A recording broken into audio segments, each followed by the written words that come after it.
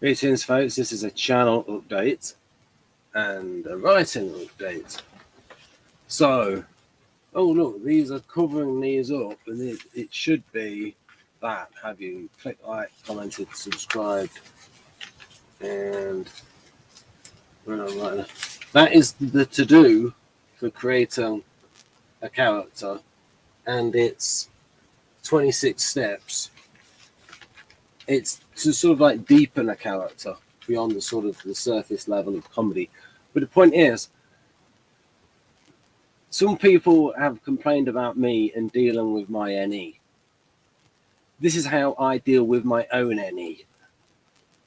So there's a lot of truth in the Kersey profile about the architect rational.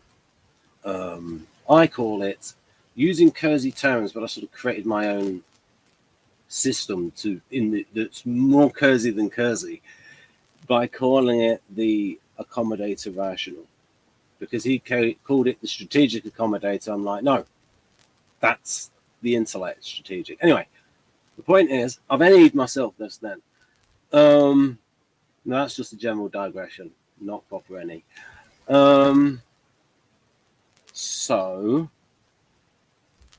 So in that profile, there was a key bit.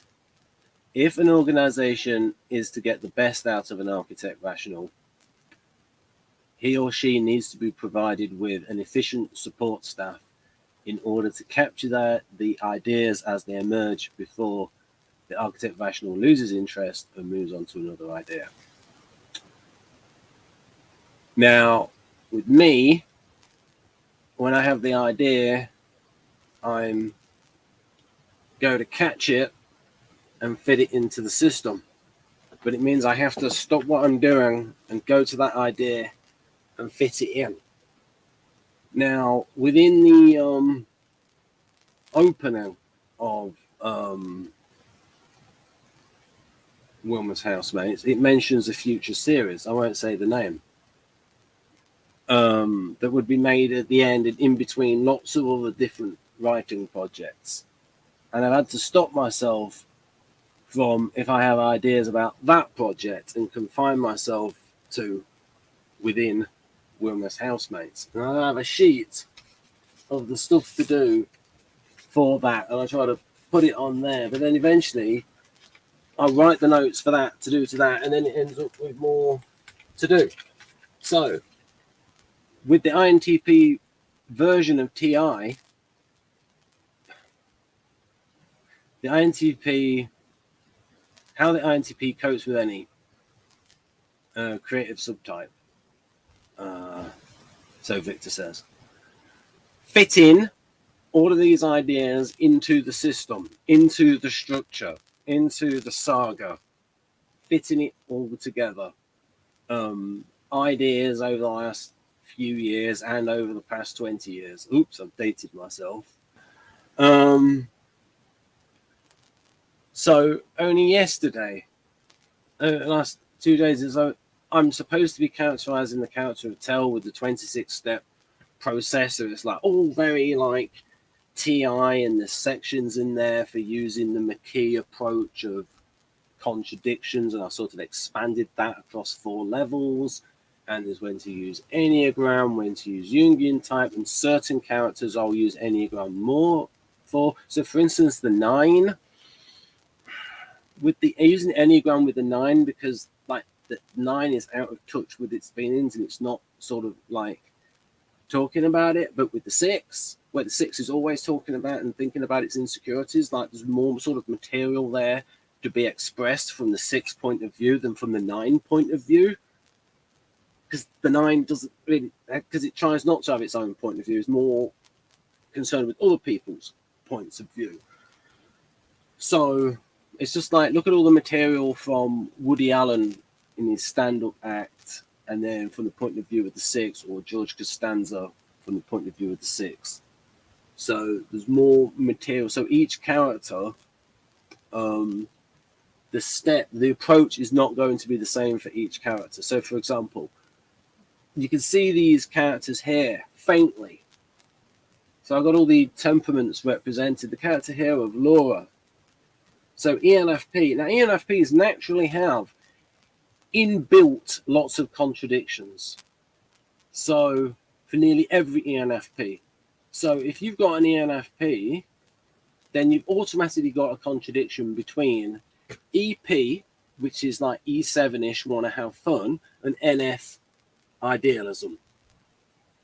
So you've got a sort of a more sort of like selfish-ish, enjoy oneself part versus the more selfless NF idealist part. So there's a tension there automatically in ENFP. And so as Jeff says, ENFPs are just like ESFPs, except ENFPs believe in stuff. Also, another contradiction inbuilt in most ENFPs is between FE and FI. So the ENFP wants to be authentic, but it's got that third slot. Socialists would say fourth dimensional. Information would say, Model A socialists would say four-dimensional FE. So you get attention within most ENFPs because it's EF preferences of acceptance and approval associated with the FE versus authenticity. So there's another tension in ENFP. And then on top of that, with the Laura character being a woke character and lots of contradictions with her character. So in creating her character, that part of the process, which had to do with all of the contradictions, was much bigger in her, much more emphasized. Now with the Tell character, there will be less of that, more on the emphasis on the Enneagram. And my character creation process will have, and I did it, and it took a long time to get the Laura character because she's a 9.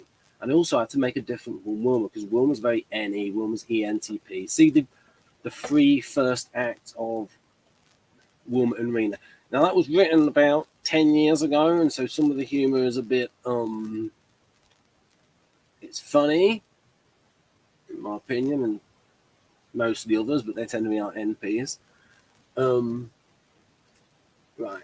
It can get I've toned it down a little bit since. Also political things have changed. A woman's a little bit more forthright in the stage play. Right. So it varies from character to character. But here's the thing. So I set myself up this like long character creation process. So this is like the INTP TI kind of thing. And also with the SI. And maybe it's like the 6 part of me as well, where it's like, I want to make sure I do this properly, and I can't, and with the poor SE of not knowing how much effort to put in, where it's a little bit binary in terms of not putting enough effort in and it being superficial and then going really overboard and knowing where to put the effort in. Maybe I try to spend a month on the Tell character. It'll probably end up being 2 or 3 because there are going to be digressions in the middle of it. I mean, within that, and so trying to TI all of this. So the INTP is very organized in here, and within the system that it creates, that is a product of its intellect, is very organized. Not so much the external world.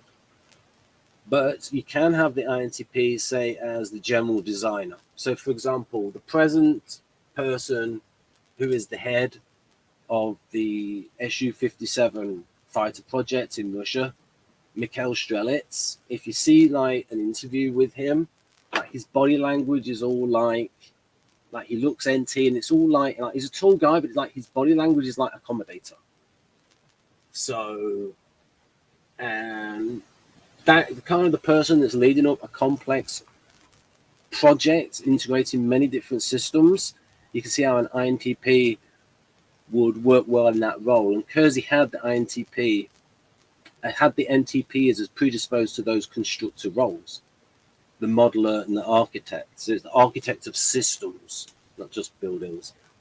So what would happen is, and also the non-type factor, I've been heavily influenced by Babylon 5 with its arc plotting. Now with him, J. Michael Straczynski, I get INTJ from him. And the reason why he's good with characterization is I see an INTJ counterphobic 6 in him. And before he was a writer, or at the start, he was a journalist, and he was doing quite a lot of investigations, and I even got involved with uncovering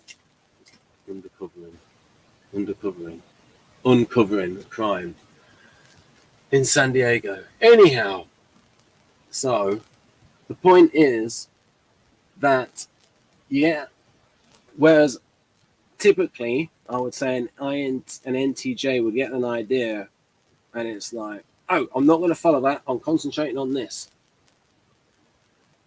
Whereas me, I'm thinking, oh, I've got to write that down about Zoya. I can add Zoya in this episode in series 2.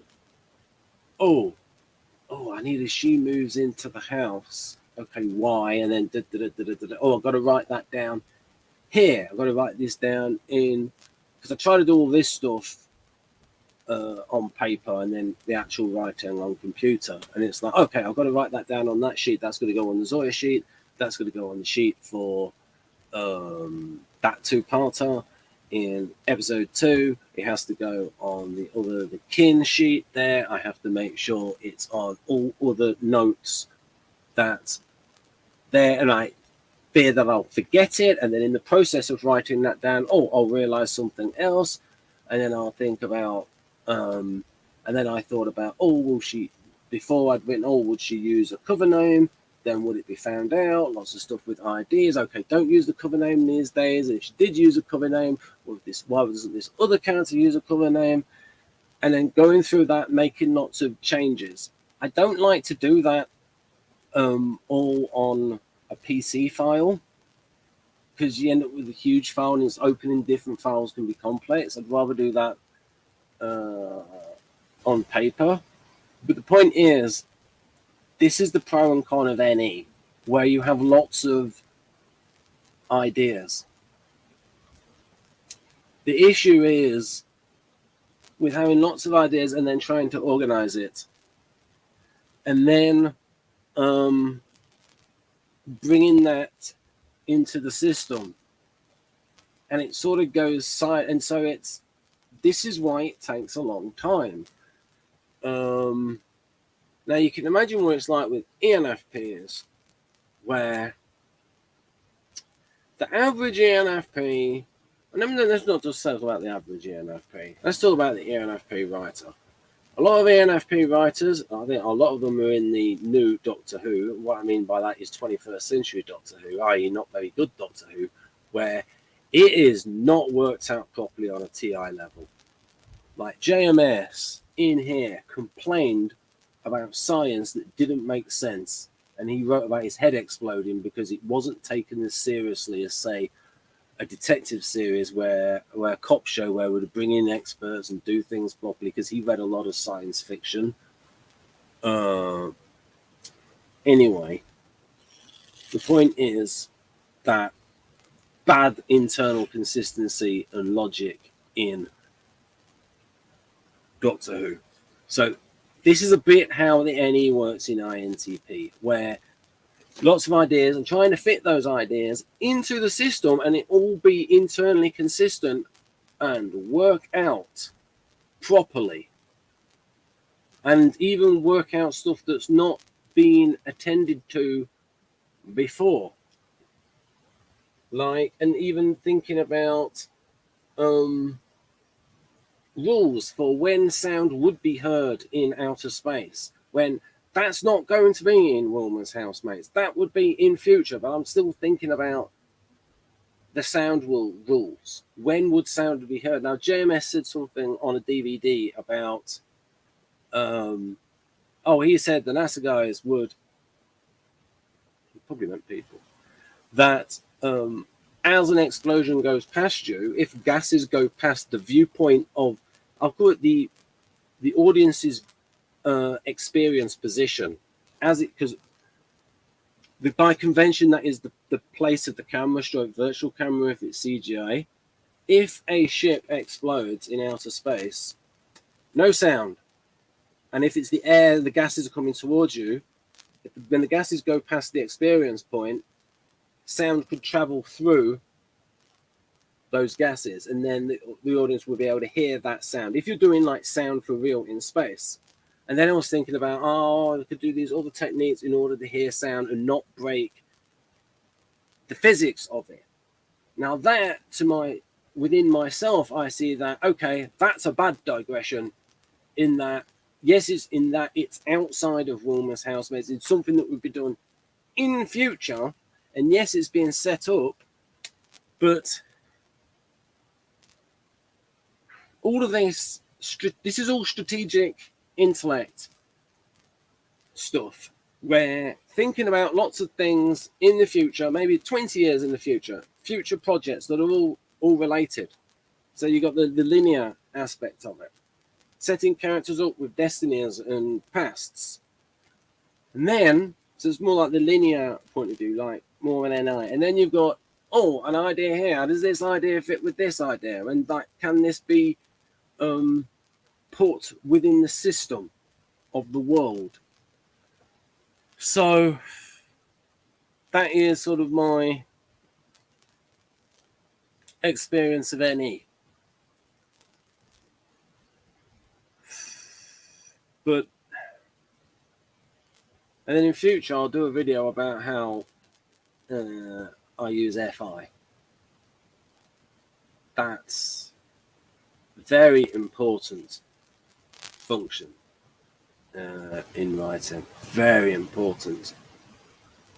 And I'll leave you with the intro to that, where JMS said in an interview, if you know a character well enough, the character will write itself. So that's part of the reason for going overboard in character creation. Because he gave the example of, if you know your best friend you know really well, and they bash their toe on the table, you know what that person will say because you know that person so well. And if you know each of your main characters that well, then the character will write itself. It's then a question of how much effort does one person put in. Hi, Fire Lynn Crooks.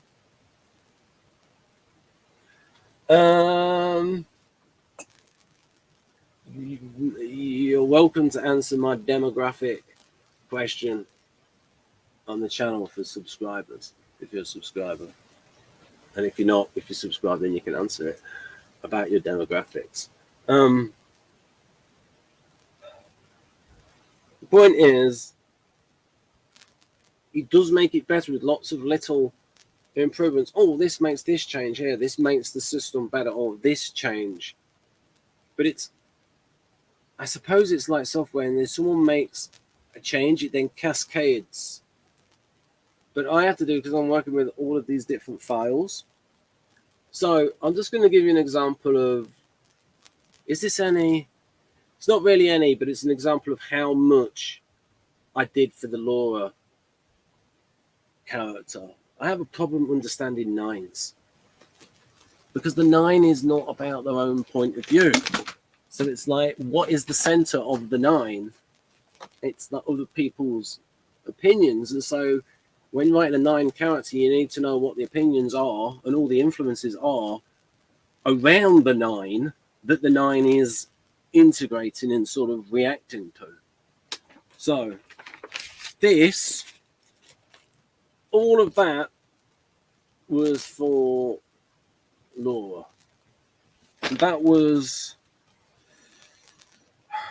I've talked about the iBooklet before as sort of non-type factors. The individual social status, the biology, the relationships, the upbringing, the culture, educational career. So, for example, you compare two ESTPs and how they might act differently. You got one ESTP, 6'5", all the physical gifts. Then you've got one ESTP, maybe he's 5'4", and doesn't have the same physical gifts. How then does that affect the ESTP's self-image versus the ESTP with all of the physical gifts that then better enable the expression of the SE? Other biological factors, difference in sex depending on which society maybe the ESTP is in, or maybe for a different type that's less assertive than ESTP, or the age of the ESTP. You can see body language stuff from SE in the way someone walks. There's an SE Dom, there's a fluidity, and they can move like a panther. Not so much when that person's 70, and they're pretty much going to walk like other 70-year-olds, and it's not going to be as determined. These body language things are more compromised by. So biology is a big factor. Thank you. Have you updated or written it recently? Yes. What I did is I kept banging on about is I switched around the strength of the role function and the inferior function, because initially I wanted symmetricality, where it was I'll put it on screen. Actually, have I got it for that character? Right, I just want to show what I did for was all the diagrams. Yeah, but I'm not going to show it. It's not going to show up brilliantly on camera because I want to do it far enough away, but you can't read it. But these are all the diagrams I did for the contradictions in Laura. So it's just enough there that you can see. And that was a summary of like 29 pages on. But other characters are not going to have all those contradictions. But like I said, it is frequent with ENFPs, especially an ENFP leftist person, because if you've got an ENFP as a leftist, frequently they're also going to have an iPhone. Oh, there's a contradiction right there between socialism and criticizing, this is not all ENFPs, and criticizing capitalism, and then also having a iPhone which has a lot of surplus value, which is the Marxist term for profit. Anyway, right then. So you can have lots of stuff and actually doing a character like that, but then also when writing such a character is you don't do their point of view as a parody. You do it as a legitimate point of view that's internally consistent and real from that person's point of view. Right, because you also, another key part of me is, but this would be FI related. I don't want people laughing at characters. I want people to relate to characters, to connect to characters.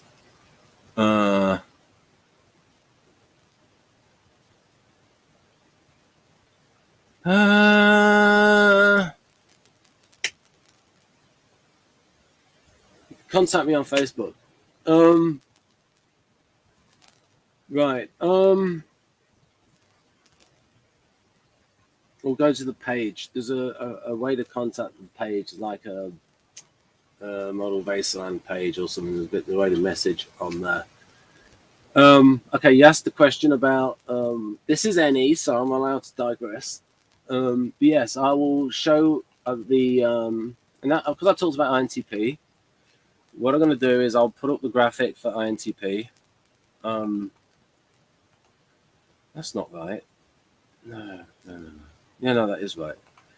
Right. So yes, I'm going to explain why I switched those around, because a lot of people would have seen the videos where it's not switched around. Okay, I've just clicked on the wrong one. I need model Vaserlan, and I need again integrated typology. Trying to integrate all of this. Linda Barron's got that right. Just because INTP is integrating everything, it doesn't mean that INFP is. Well, integrate morally. But I don't think ISFJ is integrated in epithel. Because TI is subjective thinker. That will mean all subjective thinking is influenced by the temperament of the person. Is your any... Let's put this on the screen. Is your any more so used as a means of exploration in order to understand or explain better, or more as a curiosity in itself?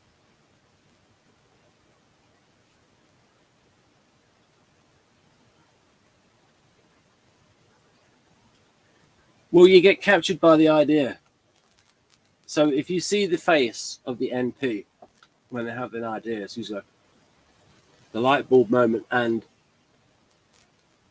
usually in that moment when the NP gets an idea, you can see it's like, ooh, enjoyable. And that's the thing, they enjoy the NE, just like the SE DOMs enjoy SE. So I asked Jeff, why do you like being impulsive? And he said, because it's fun. So part of it is enjoying the function.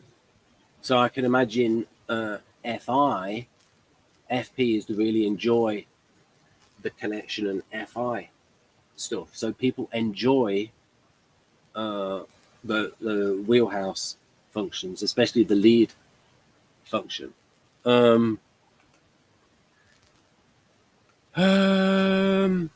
So this is one of the things where, and I feel bad for not actually finding these errors in Jung, or bits where it was presuppositions that were unquestioned. Van der Hoek questioned those, where he was like, hang on a minute, feeling is not the only function about value. And that made me think, hang on a minute, what about so-called JP functions? So it's supposed to be that the irrational functions are perceiving functions, and the rational ones are the ones about value. Well, hang on a minute. And then he said, well, other functions value. So, for example, the SE DOM, how exciting something is, the response to it, well, the environment is being evaluated, not just perceived through SE or received through SE, but also evaluated, how physically exciting it is. So there's a valuation there with that function. There's a valuation with NE. Oh, that's enjoyable. Oh, that's an interesting idea.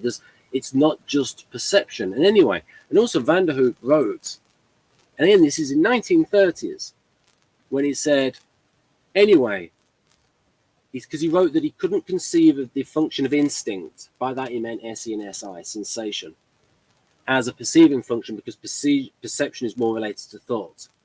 And cognitive psychology has proven him right. Perception is related to thought.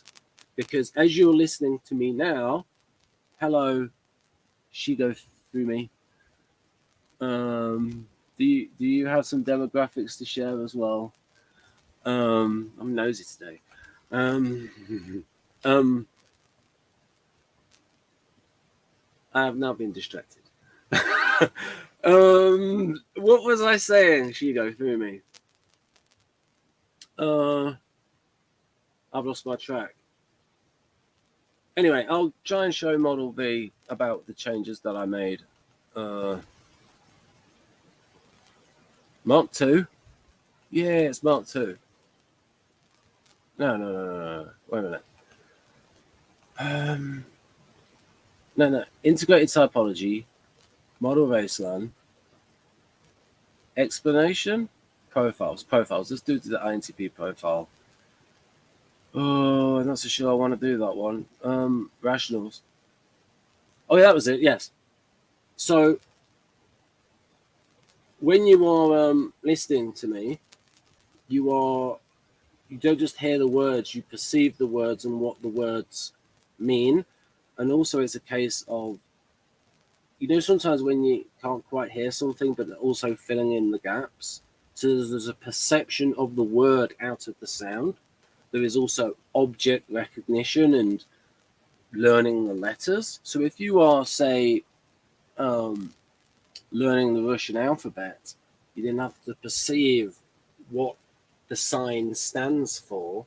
And so everything that has a sign, everything with letters that conveys something, then you're getting into the realm of semiotics and meaning and signifiers and representament. And so here's the thing. Perception makes sense of the field of sensations. So, and what Van der Hoek wrote about instinct, I call it sensory instincting to make it clearer, is that he did write, Claire Hutton, or was it Sarah Hutton, translated it. I wonder if she was Intp preferences. That other functions make use of the material of the sphere of sensations for their own purposes. Right, yes, demographics. If you want to leave them on, I have a video on demographics where people can leave their details. Not the whiteboard, the skeletal. Okay, 5.1. Now I'm going to put this on screen. This is about the change I made.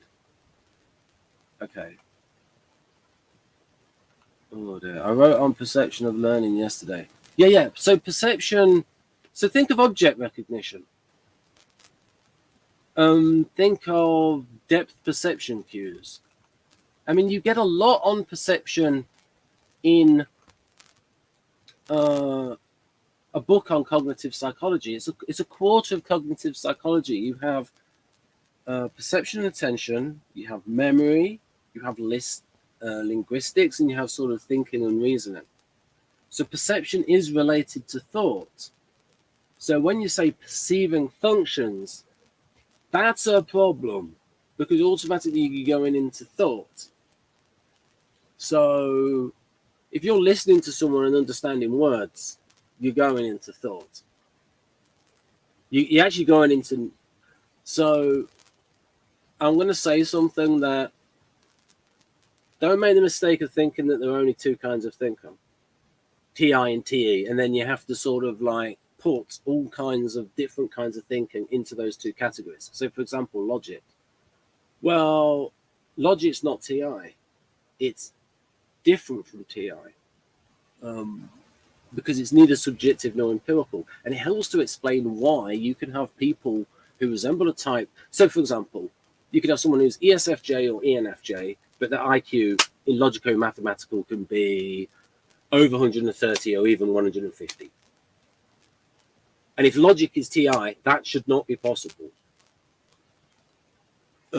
So it's not TI. And so if you use the actual Jungian basic, you go subjective for the introverting functions and empirical for the... You get to a place where try to falsify it and get to a silly place.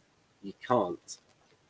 And that's what you can do with... So, for example, I can give an example of a reductio ad absurdum argument for information socionics being wrong about information dichotomies. So,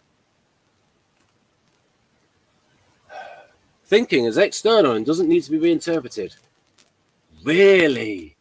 I don't think so. That's not how... So what I would need to be given an example of that sort of thinking where that is not the case. Because most thinking is through a language, is through a system of signs. And there's a brilliant American philosopher from the 19th century, mostly 19th century, really good. And he took the Saussure principle of the signifier and the signified. So, for example, I'll give an example of thinking is not external, or at least language isn't. So if I say the word empathy, and if I ask you to distinguish between empathy and sympathy, and I ask everybody else to do the same thing, the answer will be slightly different. So they have a different understanding. So, but it's not going to be as different as one person's understanding. It's not going to be like carrots. It's going to be the parts that are in common, the more understood parts of it. But there's a slight difference in understanding because there's a difference between the signifier and the signified. And also, socionics has a problem with information theory that it thinks there is a discrete package of information contained in that. But the significance of a word is very much affected by the sentence, the paragraph, the book, the overall context. Or you could have a character say a line and you think it means that. 2 years later, I don't want to give spoilers away about Babylon 5. That line has a certain meaning. 2 years later, when you learn out that, and it's an extra significance because it's been recontextualized. So there are problems with the information theory in information socionics. Coming from a function stack. Is there a way to approach a function without a negative attitude coming from the function stack?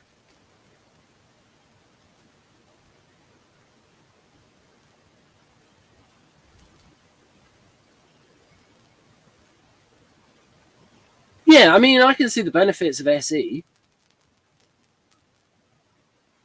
It might be easier for certain types who can like more easily sort of like be objective or sort of impartial.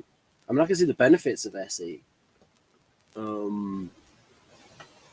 But as for the changes that I made, so I used to number this. I'm just going to remove myself for a moment so it's bigger.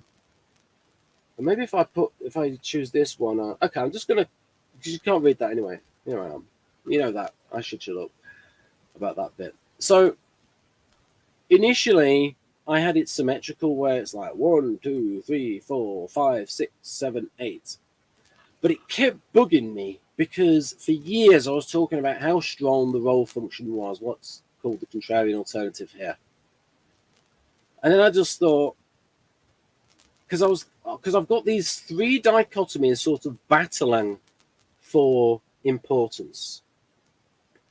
There is the dichotomy of default versus situational. So, for example, in a subjective type, an introverting type, the subjective functions are going to be stronger than the empirical functions because the person is subjective. So there is that dichotomy. So the importance of verting. Another dichotomy that is very important is valued versus unvalued. Because this was in Kersey, and then Dario also wrote something similar. Preference leads to practice, preference leads to skill. Now you got to have some ability to start off with, but definitely working on the craft helps. So there've been lots of examples of people, say in sports, where you notice someone and it's like, this person has a world of talent, more talent than someone who's been more successful, but attitude problems have got in the way. So here, if you look at the 3 boxes that this ticks, it's a default function, it's a valued function, and here's the other dichotomy, club versus counter club. Now this is an important dichotomy in Model A. The first person to see this dichotomy was Van der Hoop because he had the nucleus and the counter nucleus. And Dario has seen that basically, he saw it like with NFs. All NFs are good at the NF functions and weaker at the ST functions on average. Now, development can also be a factor. So, for example, an ENFJ could develop good TE because they're doing TE for FE reasons. Because if it's what the group wants to do, they'll do the TE for that. And they've also got the ability to sort of change things at the edges of the TE. But also business is not purely TE because there's a lot of FE in business. The customer is always right. Or as the guy who makes posts in fences in America said, we should do it like that because it's what's best for the customer. Customer service, customer loyalty, there's like other functions involved. Right. But so my point is, in this club, within the club, valued versus unvalued is more important than default versus situational. Which type is most likely to very low confidence in abilities? Okay.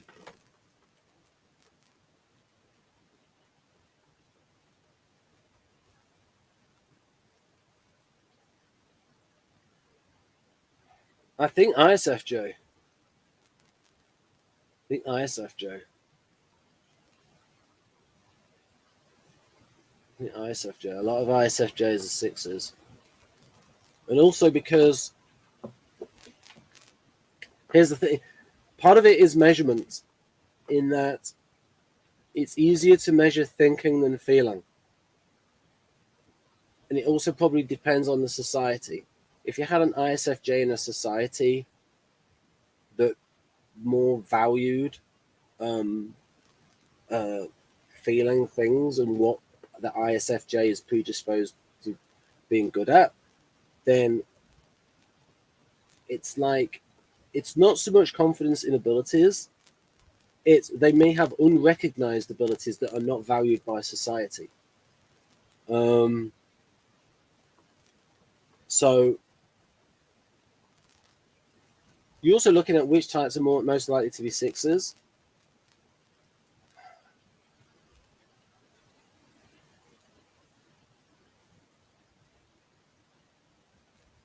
I think ISFJ, because it is a guardian, it is an accommodator.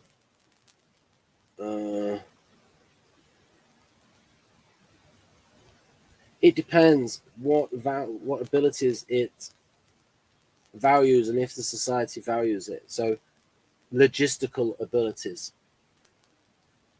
But if there's a society where, say it's a male, so you have a male ISFJ who would prefer to be a house husband and is good at those sort of logistics, but from a society point of view, that that male ISFJ may feel lacking and maybe not feel like a man or something, and it's like judging itself by the abilities of the man compared to that. So it does depend on, because the ISFJ will, it's like the abilities one has and then one's assessment of one's abilities and whether those abilities are valued by their particular subculture or society. Okay, I used this in Google Draw. I had some help from an INTJ, but the original sort of like colouring in that lot was mine. But then it was also based on a Model G diagram from. So, but all of this text is mine, apart from the bits where it says Jung said this, Van der Hoot said this. But again, my point here, let's just make this easier to see. I'm gonna actually, I can stay on there. So my point is that, so if we're gonna compare, so within the club, NE is stronger than NI because NE is valued so much more than NI. Because another way of thinking about it is, it's not just a case, it's always about nuances. It's not just a case of valued versus unvalued. The valuing is ranked. The most valued of the valued functions is TI in INTP, then NE, then SI, then FE. So when you're comparing NE versus NI, you're comparing the second most valued function to NI. But then in here, you're comparing the fourth most valued function to FI. So that dichotomy of valued, unvalued is not as important when comparing these two as comparing these two. And when comparing these two, the dichotomy of valued, unvalued is more important than default versus situational, i.e., what they would say in socionics, a bold function, a subjective function within. I'm not going to read it. Part of me wants to redo all these graphics and write subjective and empirical underneath, but I can't be bothered. So all these subjective functions within a subjective type, an introverting type. So that within for any versus ni, the fact it's valued so much overrides that. And also because it's used a lot in combination with TI. So it's like that sort of like makes that. So that explains why it's stronger than NI. But when you get to FE, fourth most valued, it's like in this box at the bottom of counter club situational functions, where it's the opposite club, SF, and opposite Vertel. And so I was thinking about, well, I think socionics is right about that. These would be the two weakest functions. But then I thought, oh, it's not symmetrical. So the TI part of me is like, how can I justify? But again, this is like afterwards. Oh, I need a reason why. And I thought, it's because verting is more important than valued, unvalued within the counter club. Because FE is valued, but in a younger INTP, how much is FE really valued? Not that much. Not as much as TI and NE.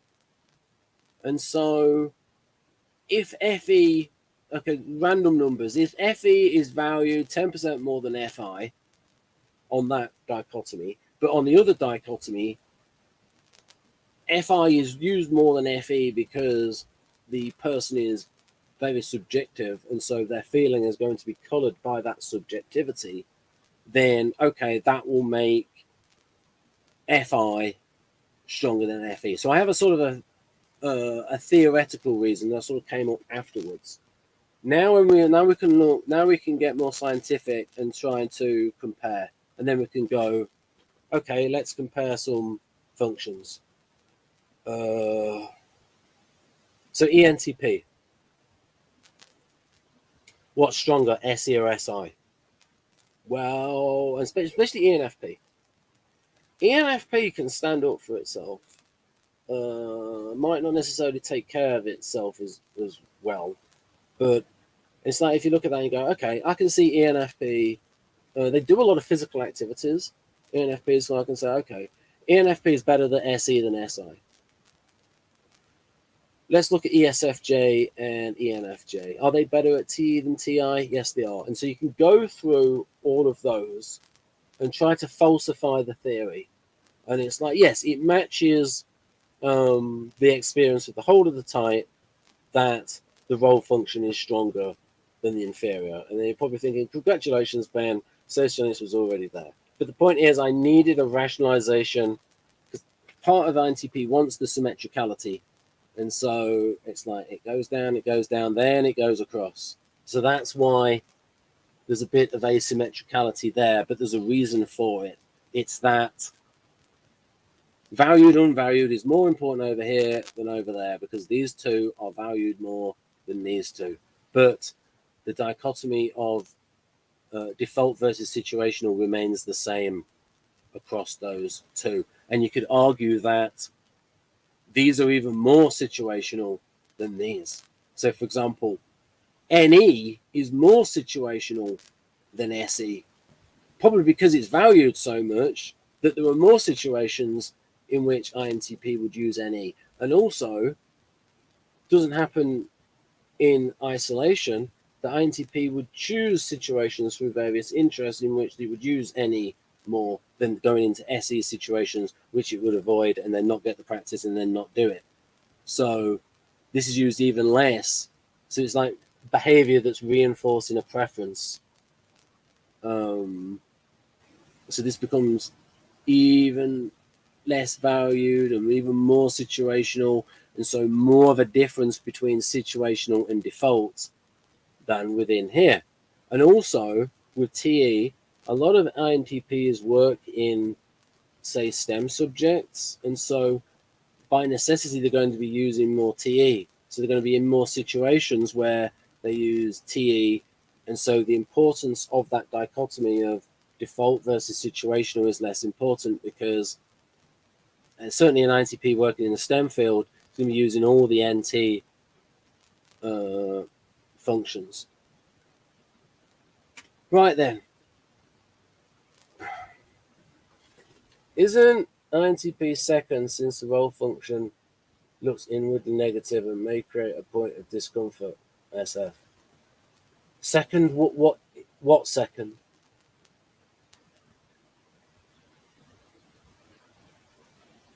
NE in INTP would be second.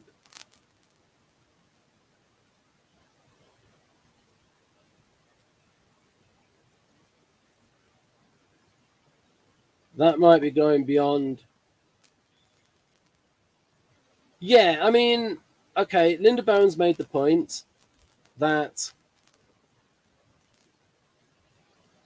the hardest type to be a female, because it's different from expectations, is INTP.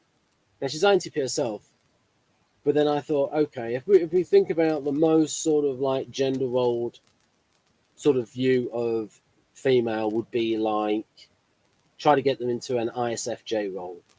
And so you would think, okay, which type is the furthest away from ISFJ? ENTJ, in terms of functions, which socionics captured, and in terms of Kersey. So I thought, hang on a minute, ENTJ, what is it like for an ENTJ female? But an ENTJ female is an initiator, and many ENTJs can be 8s. And so the ENTJ female can sort of battle against gender role socialization more, such as, say, Margaret Thatcher. But if Margaret Thatcher was born ISFJ, more naturally an accommodator, well, actually, not ISFJ, I mean INTP, then INTP is nearer ISFJ than ENTJ, but it would be harder for INTP female to sort of fight against gender role socialization. So, yeah, I think INTP females are not as far away from ISFJ as ENTJ females, but they have a harder time in life on average because of, like, even INFP female would the sort of the expectation of women to be more feely. Yeah, so out of the 4 accommodators, INTP is the only thinking preference type. There we go. I'll have to retitle this video. NE and then Q&A. Right, so unless there are more questions, I'll stop.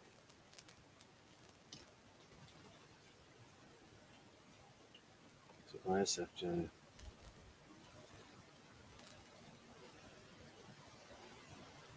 Oh, here we go. Let me look at this about is there a hierarchy between the different dimensions? For example, first default. Yeah, yeah, I've thought about this. Yeah, the hierarchy is. I have a graphic for this. I'm just gonna. Is that not the whiteboard? But I have a graphic for the. No, I do have a graphic for this. Dimensions. Right. Okay. Yeah. Yeah, I'll put that on there.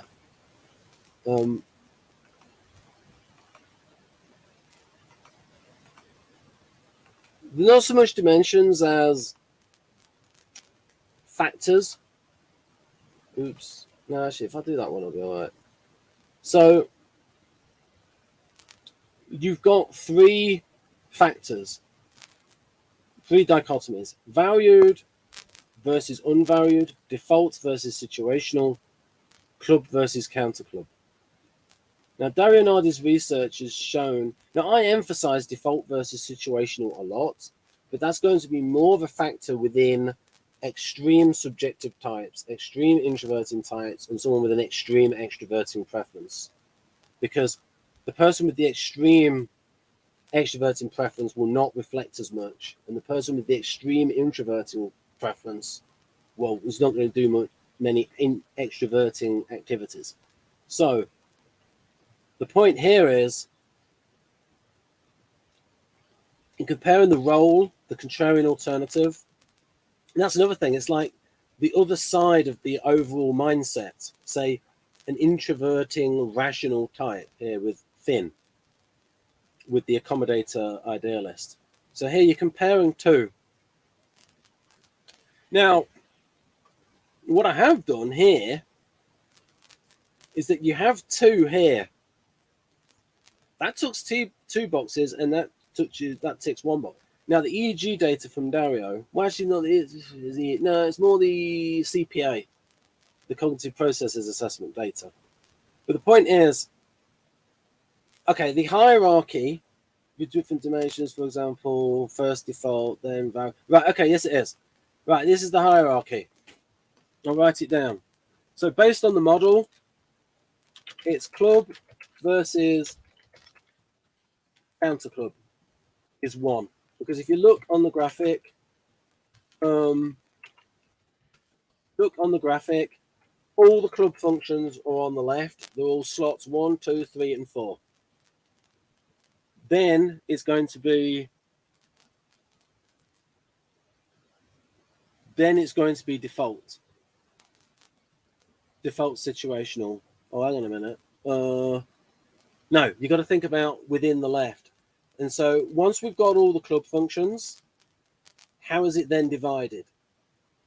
Well, within the club,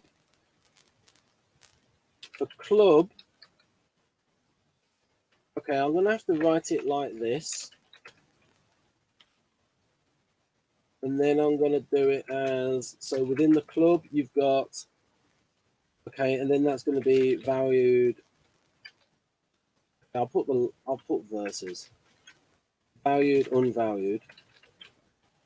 And then we have default versus situational. That's within the club. That's within the club. Now, within the counter club, the hierarchy alters slightly. So all of the ones within the counter club are, again, it's default versus, no. It's counter club versus club, and they're all counter club, all CC. And then second, it then becomes default versus situational, and then it becomes valued versus unvalued. So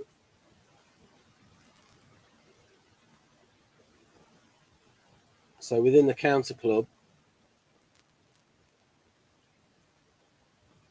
so it's like these are counter club functions. So across, it doesn't get that tick. It's not a default, and so it's left with one dichotomy to separate these two: valued, unvalued. These are counter club situational functions. Furthest away from these, and that matches Model A, where these will be the strongest two functions in Finn, and these will be the two weakest functions in Finn. But I'm actually coming up with what I believe are important dichotomies rather than ones that are just made up. Actually important dichotomies. Try to think of a more important dichotomy for arranging functions. Serious question. So yeah, so in general, it's club versus counter club. And then over here, it's valued versus unvalued. And then default versus situational. It's just that there's a little wrinkle in the counter club, where in here it's club versus counter club, then default versus situational, then valued, because valued, unvalued is less important in the counter club. Right. Because for the young INTP, they don't like FE that much, and they don't like SE that much. And young INFP likes NE more than TE. Unless you want to disagree with me on that one. INFP likes NE more than TE. Therefore, NE will be preferred more than NI, even though it's a subjective function. TE versus TI. Well, you can get a lot of INFPs that do TI interested in philosophy, that sort of thing. So for example, I know two. Monica studied philosophy, and so did Hannah on the channel. Right, there you go. Right, so that will be the last. Let me see if I've answered this correctly. Is there a hierarchy between different dimensions? For example, first default and values. You cannot go to club without getting default before. Yeah, club is always the first cut. The first cut is club versus counter club. This is especially important for abstract types. NF and NF and NT. But for concrete types, instinct is more important. You've got powerful instinctual differences, especially between SE DOMs and SI DOMs. The instinctual drive of the SE DOM towards being impulsive, towards incitement, rather. Incitement may be more the STPs.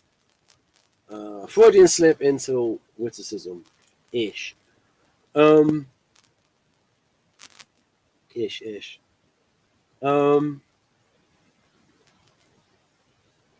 SI DOM, much more conservative, small c conservative, as in tentative. Conservative as in, yeah, this is the thing, a lot of Americans don't know the expression small c conservative. Tentative, cautious, very much opposite from the artisan temperament of impulsivity. A lot of six-ishness. Think about what the six is. A lot of six-ishness in the SI DOM. So there's such a big difference between those two attitudes that is very important. And that difference of temperament with the concrete types is more important than club versus situational. Because I am Kersey temperament first. Right.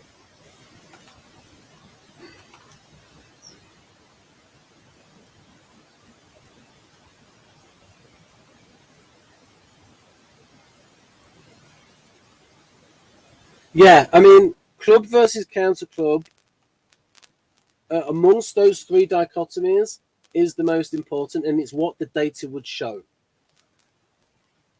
It's what Dario Nardi's data would show. And what I'll do is I'll hang on a minute. Did I put it on here? Yeah, I put some on here. Here we go. Here we go. There we go. Right there. Right, and again, this is model A dimensions mapped onto. This is my previous scanner when it was failing. It was only 20 years old when it failed. Well, 19. Just missed that anniversary. If the highest scores are, so for example, this is for ENFJ. If the highest scores are extroverting feeling with support processes, introverted intuiting, and extroverted intuiting, then the bottom half is usually home to low scorers. Yeah, but the point is, though, by necessity, they have to be when you've got that preference, because you've only got one slot left. out of about 5. But the point is that clubs have been shown in the data. I'll show you Van der Hoop's model in a moment for read clubs. And again, so this is like the and then this is what the data showed. Right, FE can be third highest in INFP. Backseat 33%, fourth highest scoring process. Right, okay. Right, and then the tricycle. Right, so then Dario endorsed my idea of like calling, say, FINX. We put a hyphen in the middle. Right, so I'm going to show you Van der Hoop's models because that really emphasizes the importance of the club. Yeah. And then I'll go. I have exercises to do before it gets really hot. Van der Hoop. I'll do INTP. Conscious orientation. Book scans. Rings model.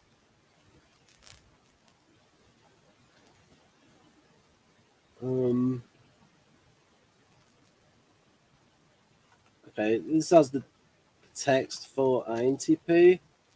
I'd like to have all of it on. Oh. Is that, what's that say?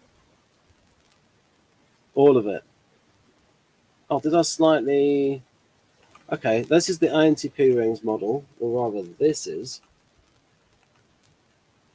And this will show how much he emphasized NI.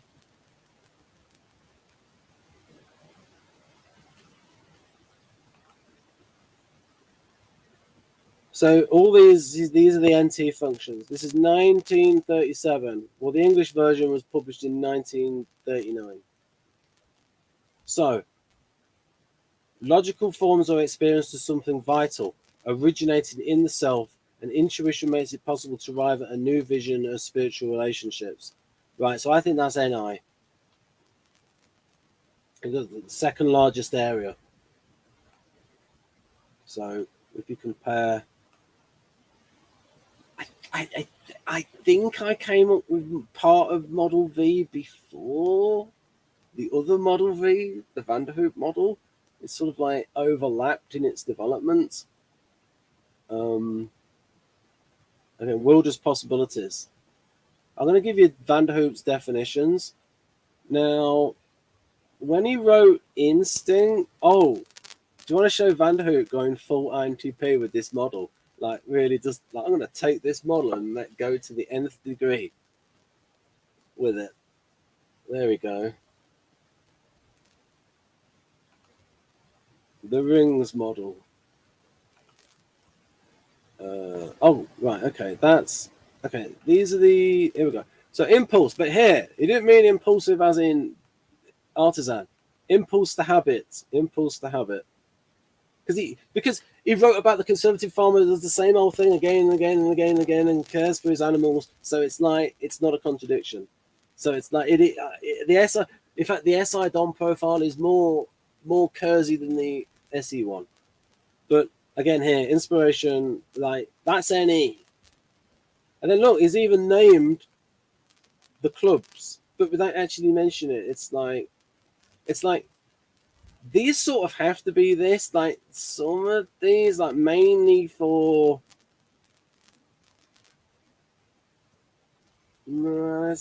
technique, the sort of fit there, what they concentrate on, the name of their clubs. So what would they do? Socialists would call these researchers. Well, yeah. Humanitarians, socials, pragmatists.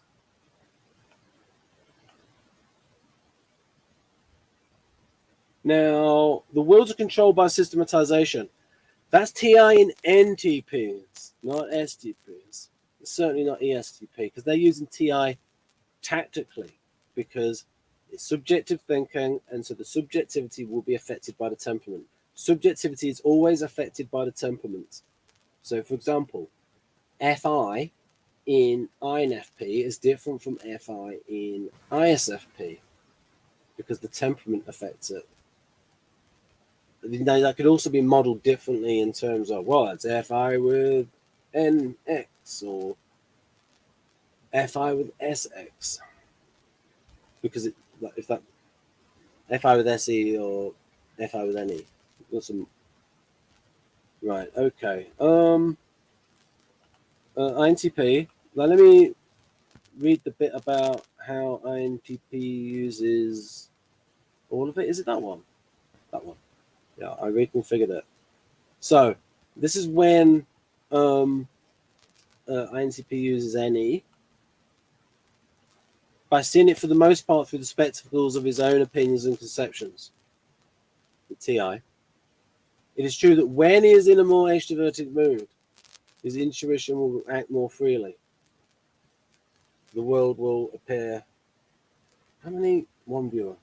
Thank you, one viewer. Will constantly appear as it does to the intuitive extrovert, namely as a mass of possibilities. So, this is how he named the types. Oh no, I would say, let us take an introverted thinking type with subsidiary intuition. I actually have a character who always like talks in that long-winded way because she's like a Vanderhoop advocate, and the other ones complain about how long-winded she is. Conventional moral evaluations. He may have been like religious, Vanderhoop. Now let me show you. So, look at the area dominated towards the subjective realm, the introverting realm. And then I will show you for ENFP. See, I clicked on it. I clicked on the wrong one though. Let's click on that one. Let's compare the two. Myself in the world. So, and already added the little nuance of the subjective type having more access to the unknown self, the empirical type having more access to the unknown world. Interesting thought. And this is ENFP. So we can see here the importance of club. Now, he nailed something about ENFP, but mainly he was going towards like the psychopathic version of all the types. And psychopathic as in literally a psychopathology rather than axe murderer, which is what people think of psychopath now. Or someone with a very low empathy. So N F functions counter nucleus. An egotistical yielding to impulses of greed and opportunism without reference to external circumstances. So now that sounds bad, but INTP doesn't get a like a psychopathic counter nucleus. It gets instinctual compulsion by means of sensuous feelings and of morality without reference to self. Well, that doesn't make INTP sound bad. That makes ENFP sound bad. So I'm annoyed for the ENFPs, but some ENFPs maybe a little bit towards that, but small minority. So I want to show something about his idea of the polarity. Okay, that's INFP. No, INTP. So INTP, I'm going to finish with this. So this is when FE gets integrated. And this is consistent with Dario Nardi that all the rational functions can get integrated within a rational type. So within the TI DOM, FI, FE, and TE can all become integrated. So that would mean for Dario that rationality, irrationality is a very important dichotomy, at least internally. Or at least in terms of development. Okay. The counter nucleus. So this is about when the counter. So when the SF functions become more conscious in the mind of Tin. These experiences form a kind of counter nucleus in the mode of orientation. He's very much into phenomenology, Van der Hoek. Sensual feelings and conventional moral evaluation. Because he mentions somewhere else where the FE was like that. So it's like, that's why I'm tagging it FE. Conventional moral evaluations may then give rise to tensions, in spite of the fact that they are felt to be something foreign to the self. Right, so, and then you've got good polarity and bad polarity. So polarized, in that they've got these two poles, rather than polar, place of least resistance. In the case of characters with much polarity, there then arises the need to deal with the manifestations of the counter nucleus in accordance with the standards of the dominant function. So they're still being like kept separate and non-integrated, and they're sort of battling each other. Abstract thinking concerning conflicts and problems in feelings is in consequence stimulated. In cases where the conflicts in feeling are under the control of repressed complexes, outside factor, an obsessional neurotic character may be developed. So maybe like the 6 has more, the 6 is more likely to have the obsessional neurotic character. Now here, this is what INTPs strive towards. Well, at least I think. A way that would be useful for them in later life, I suppose. But where there is greater freedom in thought, we get a morality founded on principles and reason, capable of giving rise to fresh insight into the life of feeling. This is integration between the thinker and the feeling. So it casts doubt on it being such a strong dichotomy between thinking and feeling. As I mentioned before, the irrational functions really are opposites of each other. And I've talked about that a lot in the defining function videos.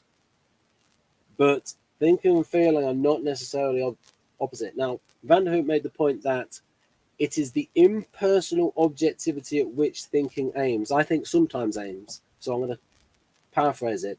It is the impersonal objectivity at which thinking sometimes aims. That impersonal objectivity, that is the opposite of feeling, not thinking in itself. Because thinking and feeling can be combined more easily than irrational functions. So, for example, SE is now, NE is connections between and not now, between contexts. SE is the present context. NI is how something is going to develop. SE is now. So it's like there's differences between the irrational functions. Again here. And then we get, if it's integrated, the ordinary orientation of the introverted thinking type may, as a consequence of this kind of complication, undergo considerable alteration.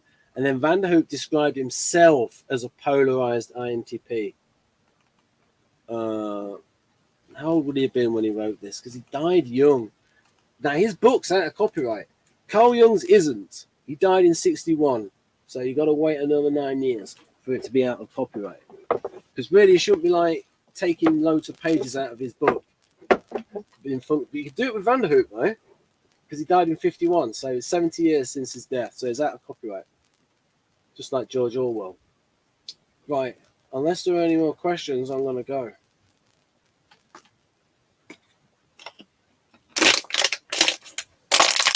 Awkward noise. Apologies. Data.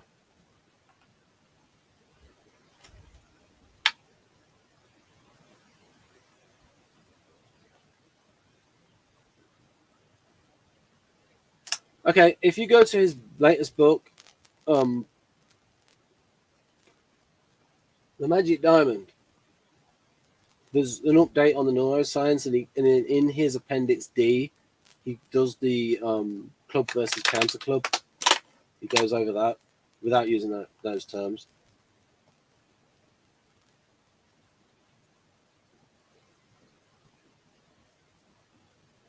Okay, yeah. The rational types, the people who resemble rational types, have more activity in FP1 than FP2. And that's consistent for the Nardi types. But Victor typed Farrah Mackenzie, and I did a video on that with Victor, because I gave him with her permission, and she was in the video, going over EEG data. She typed Farrah as SLI, because SLI is ISTP-ish, but she had more activity in FP1. So there's all the rational types, all the types that are typed as rational types by Nardi, with temperament and interaction style and the cognitive processes assessment. Those people will all have more activity in FP1 than FP2. Victor typed as SLI. That's because really she's ISTP. Most like ISTP. Like, but the problem is, LSI and SLI are pretty much switched around from Kersey. I call it KBN, Kersey Bones Nardi. I don't really care about MBTI because there's like any proper MBTI profiles out there, like legit MBTI profiles. But like the KBN profiles, and also because Kersey taught Berens taught Nardi really respects temperament. I really respect temperament. So you could like put it as like a tree. Kersey, Berens, Nardi. It's not a progression though. It's like, there we go, Kersey, Berens, Nardi, and then me underneath.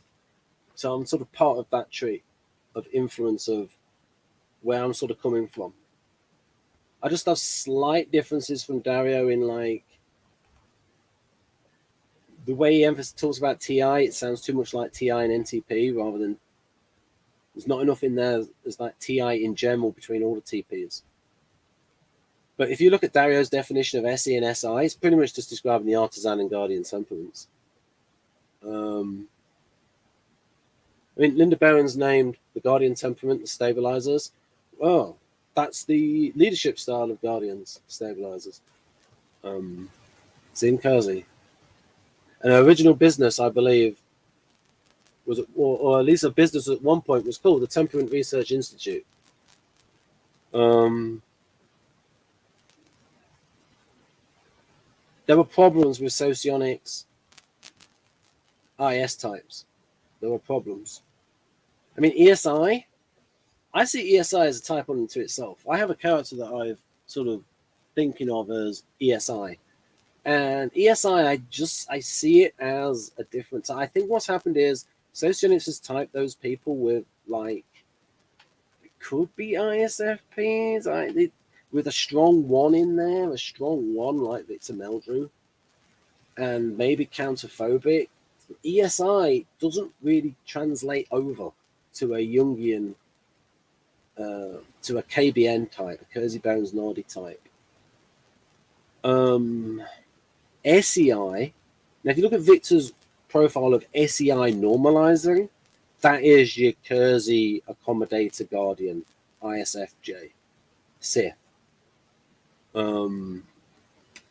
Now, LSI, massive differences between subtypes in Victor's profiles. Your assertive, no, it's not assertive, I call it assertive, the dominant subtype of LSI, right, even mentions leader of centralized state. So it's thinking of Stalin. It reads like ESTJ. LSI dominant reads like ESTJ. LSI normalizing reads like the Kersey contender guardian. SITX, SIT. ISTJ. It's even called the inspector, and Kersey's SIT is also called the inspector. Or rather, that's the type, it's its nickname because it's predisposed to that role. Now, you get some problems in socionics where there were some issues of nuance where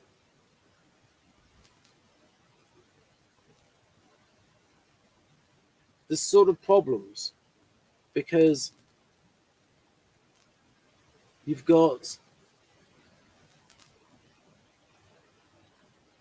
within the profile, but then you've got creative subtype of LSI, which is all the cliches of ISTP. Like he even puts in there car parts because they're working on the car parts and into martial arts. So the mechanic and the martial artist, the stereotypes of ISTP that you're getting from a KBM point of view.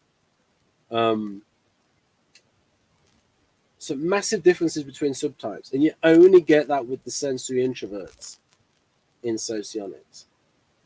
And also, probably if you looked at different schools of socionics and the way they describe the sensory introverts, you'd probably see quite a bit of difference. So there are issues with the sensory introverts in socionics. And also, again, ways to try and test this out. See how, in real life, see how people who sort of type themselves as ISTJs and ISTPs and ENFPs and ENFJs, see how they get on. Ask people in the MBTI groups. Ask ENFPs, like a fair percentage is going to be, if you ask enough of them, you'll get an idea of the general patterns. Ask the ENFPs what they think of ISTPs and ISTJs. And here's the big one. Ask ISTPs what they think of ENFPs. It's not a very high opinion. Now, what does that prove? That means functionally, in terms of functions, they are the actual opposites.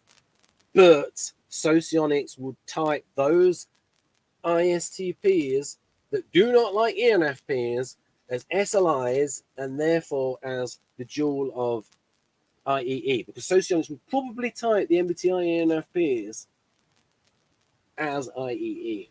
And so there you can falsify it and go, aha, socionics has got it wrong from that line of evidence, from the line of evidence of intertype relations. And you can go, aha, they've got it wrong from the line of evidence of the EEG data. And they've got it wrong from the line of evidence. Well, this is more an argument of internal consistency. Why is there so much difference between subtypes? Because you're trying to correct for an error. Another argument from consistency. Why does LSI stick out like a sore thumb in the beta quadra? Why is there so much difference between LSI and SLE?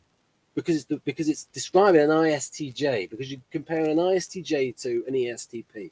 That's why. Why is SLI so different from LSE? Because it's the wrong way round. If you were to switch SLI and switch them around, it would fit in the quadras better. So I would ask this question. Compare the difference between all the mirror pairs and then the mirror pairs with, so compare the differences between ILE and LII, and compare that between LSI and SLE. Bigger differences between LSI and SLE, and then do the same for LSE and SLI. So I've got about 6 lines of evidence. Well, some are evidence-based critiques, such as the intertype relations and the EEG data, and other ones are arguments from consistency. Now, the one with intertype relations is evidence-based and an argument from consistency. Right.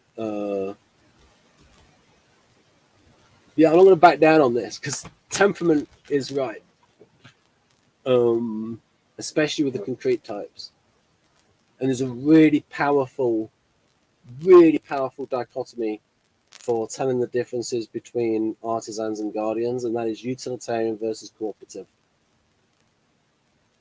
Those guardians will be by the book, they will be conventional. It's just the way it is. And there's so many examples of it. They'll use the word should. It's not what should be done. And anyway, so I don't know if there are any more questions. But that said, Victor has a load of good ideas. It's just that he's inherited that from classical socionics. This problems with the sensory introverts, such as risk being put in NE. I would think, hang on a minute, that's not even internally consistent within socionics, because LII and EII have got high NE, but they don't take a lot of risks. So what I would say is, well, you need to distinguish between physical risks and more intellectual risks. INFP and INTP will take more abstract risks, prepare to be more different, do something more unique. So, but not a physical risk. In there, INFP and INTP is avoidant of physical risks. But intellectually, INFP and INTP can be very ambitious. Ambitious in terms of wanting to create something new and different, because frequently you get that with the INTP will just come out with a new theory and want it different from everybody else's. Or Vanderhoek coming out and saying Carl Jung is wrong here. Now, that takes quite a bit to come out, an INTP to come out and go, this is where this other INTP is wrong. That's risky. Because I'm writing this and I'm going to say where this is wrong. That's risky, not physical risks. And when Vanderhoek wrote about SE, he said, when I took up horse riding again after a long interval, I had to concentrate on the totality of my sensory experience. Otherwise, I was in danger of being thrown. And that was an example of situational SE. And so it's not just a case of, so there's another fault in model G, too precise, where the cautious functions, say the extroverting functions, are only used in INTP, in TIN, when on its territory. Well, how about INTP using extroverting functions when it has to, because of the demands of the situation? Vanderhoek riding that horse had to. The situation demanded he uses SE. It's just that using functions opposite of your main verting when you're comfortable is just one of the many situations, many of the situations in which you would use that. So again, too much, and there's another example of too much precision in socionics at the expense of accuracy. Too narrow. A lot of the socionics definitions are too narrow. SE just about force. Too narrow. What do you think of the idea of flow map? Willingly constant using any indifferent sequence than normal function. Yeah, I mean, Dario did a bit of this in the back of, this may have been what you were influenced by, because you've got the book, Neuroscience of Personality, where you have your preference, but you have the situation. The situation will demand different functions. I might do a video in future. If you see the video, how Ben Vaserlan uses FI. So when I'm writing a character, right, and I can give an example of what I had to do, what I wanted to do to challenge myself and to do it. So I frequently talked about this Wilma character praying and thinking she was being like taken over by the devil, and I'm not religious, so I've got to do the FI and feel what she feels. I did a video with the Laura character, and I did a thing where I came up with a caption about, yes, it's a soliloquy, deal with it. We're not going to do it internally and then do a voiceover. So she has a soliloquy. It's a 5-minute soliloquy. And she's really, really upset and in tears and going over her feelings of being manipulated in order to do something, in order to save Tell. And I was putting myself in the center of the character, and at moments I was crying because the character was really upset, and I was in the center of the character as that character. In that situation, for that task, I was using FI. And within that moment, at times, the FI would have been front and center, top function in that, in terms of use in that moment. But in other times, but then before I did that soliloquy, I was then thinking more strategically about how do I get these exposition points out, because it's a flash forward to a future season. I don't want to say how many seasons in front, but and then I had to think about, okay, I had to explain what this means and get the sequencing right, and then come up with a reason for why she's going through the sequence. Okay, she's trying to get it straight in her head, and getting the sequence of information right, and thinking about the information in terms of, is this too much information? Is this enough information to hint and create curiosity? So there you got it. So I would say in that instance, a lot of TI combined with FI. And then you might have bits where you're then doing it, and then bits just pop in and like inspirations and like just like comes into consciousness. Might tag that as intuiting, but a lot of like going between TI and FI.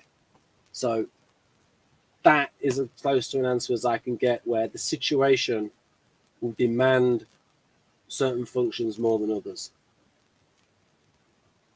Say you had an INTP playing tennis. We've got to use SE more. I don't play tennis, but you get the idea. The task draws on different functions. But the question then becomes is, within someone's daily experience, if you did a, this is what you could do via link-ups. You could do a day in a life for yourself over the past 30 days. Write down all the things you did, and then ask yourself, what were the activities that you did that you chose to do? And then they may be related to functional preferences. And then it's an example of, well, you're probably going to stay in your wheelhouse function. Say you're an NT, or say you're NTP, you'll stay within TI and NE, and then use some other of the NT functions. And then those activities that you had to do, or didn't, and then those will draw on other functions. So, as in life, there's stuff that people have to do, and then stuff that people choose to do. And then, and the stuff that people have to do, that will draw and that will develop the person, and the person will become less one-sided. If someone just did what they wanted to do, and if that was mainly related to the wheelhouse functions, then you're going to end up with one-sided development. So for an example, an INTP that's just doing TI and NE stuff will lead to. So the situation and the role enactment, also the role enactment as well. This is an idea I got from Kersey. Please distinguish between type and role enactment. So, Porridge, you had 2 prison guards. You had an ESTJ prison guard. So the prison guard is supervisor. So basically, you got an ESTJ enacting his preferred role. That was the prison officer Mackay. Then you had a liberal prison guard, Barrowclough, probably an NF. So there you got to think, okay, what would an NF be like enacting the role of a prison guard? And what would his point of view be? But then also, how much would his experience change his point of view? And he was all about giving the prisoners the benefit of the doubt and reforming the prisoners rather than punishing the prisoners. Whereas Mackay was more cynical. And by the book. So the role will change. Also, think of Kersey Senior himself. Compare the difference between Kersey Senior and Kersey Junior. Kersey Junior basically enacted most of his INTP stuff. Like he's doing like uber INTP stuff now. He's like coming up with an information theory of subatomic particles and all this sort of stuff. Like he's actually doing a proper information theory that socionics pretends to do, but he's actually doing it as using group theory and like making correlation. Talk about transcontextual thinking. So he's related the Higgs boson to the monster group. So it's like proper transcontextual thinking. Yes, they are, because they have strong NI in the background. Oops. Yeah. But the point is, with David Mark Kersey, now let's talk about stuff that's out of preference for him. He's done a lot of stuff that's in preference, like a lot of like uber typical, like I call him uber INTP. As Wojtek once said, David Mark Kersey is INTP as insert explicit beginning with F and ending in K. Why I have high T as INTP? Okay. Do you work in a STEM field? A lot of INTPs that work in the STEM field, they're going to have high TE by necessity. Empirical data, methods. Any INTP working in science is going to have high TE.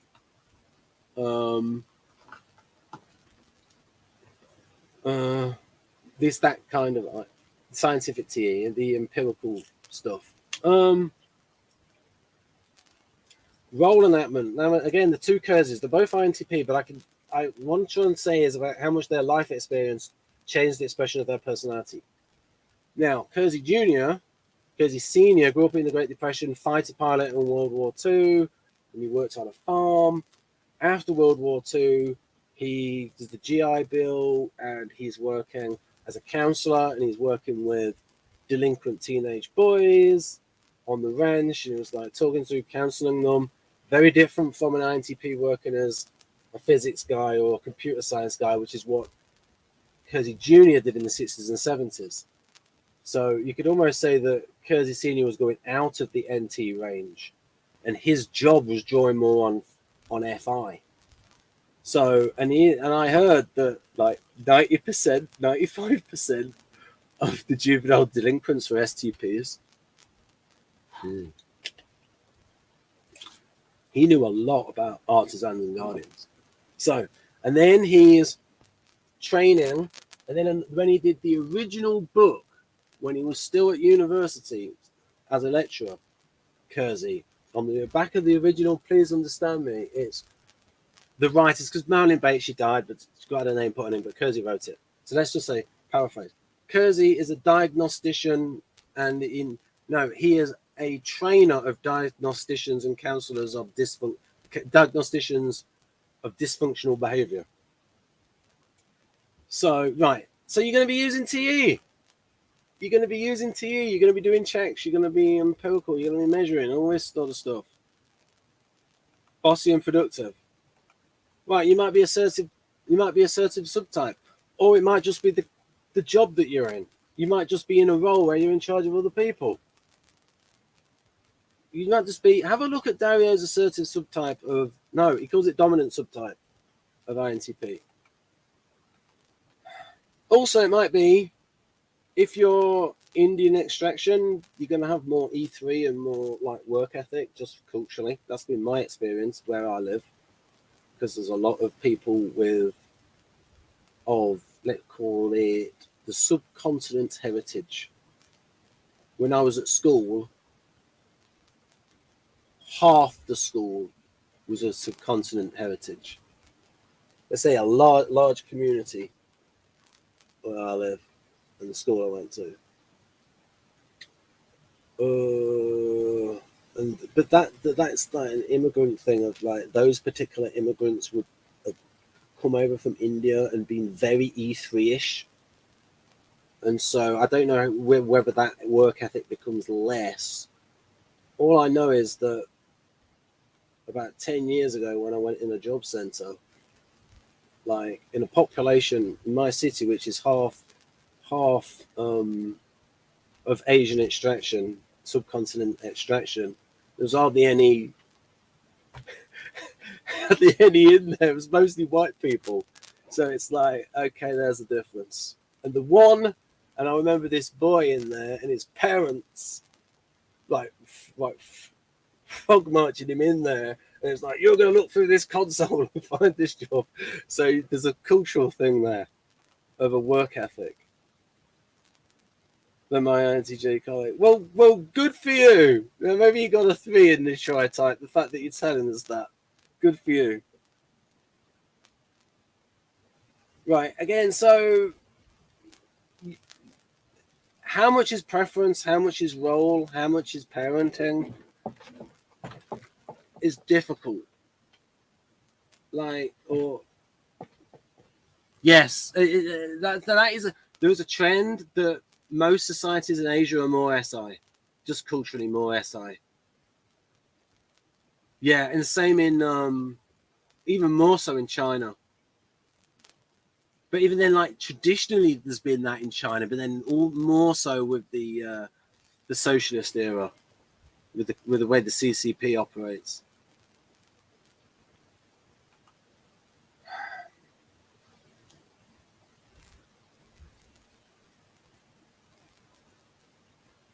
It works, sort of, except there's no real place for Alpha Quadra.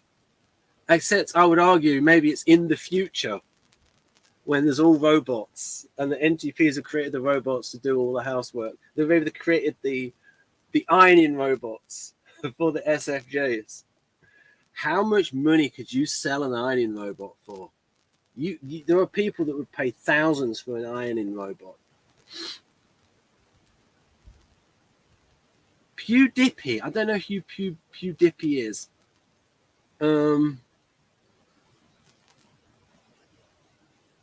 But if you think of it as tribal society, like you're going to think most of it's beta quadra.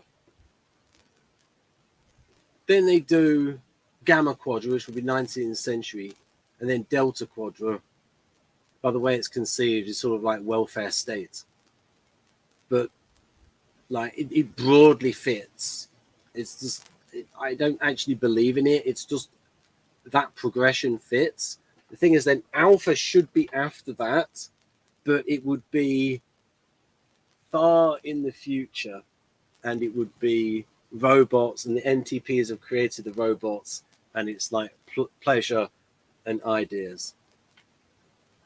But I don't. There is something to it, but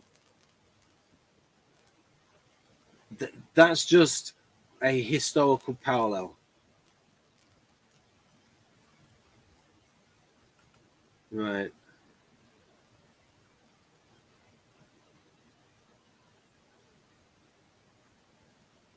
Okay.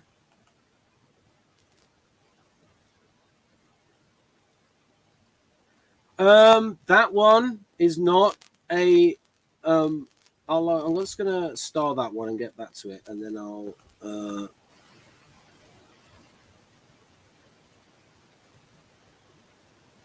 Yeah, and also welfare state stuff, delta quadra. You know, be better off in the gamma. That's where the most economic development came, in the gamma, the sort of like more libertarian, tiny government era.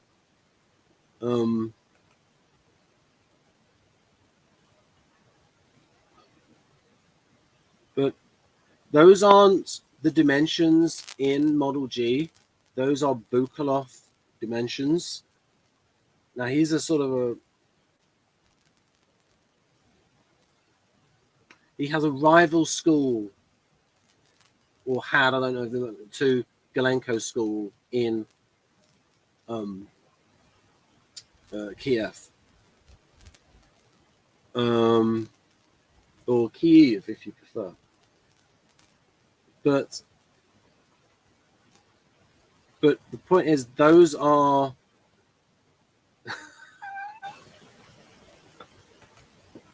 very contending. I hate Model G.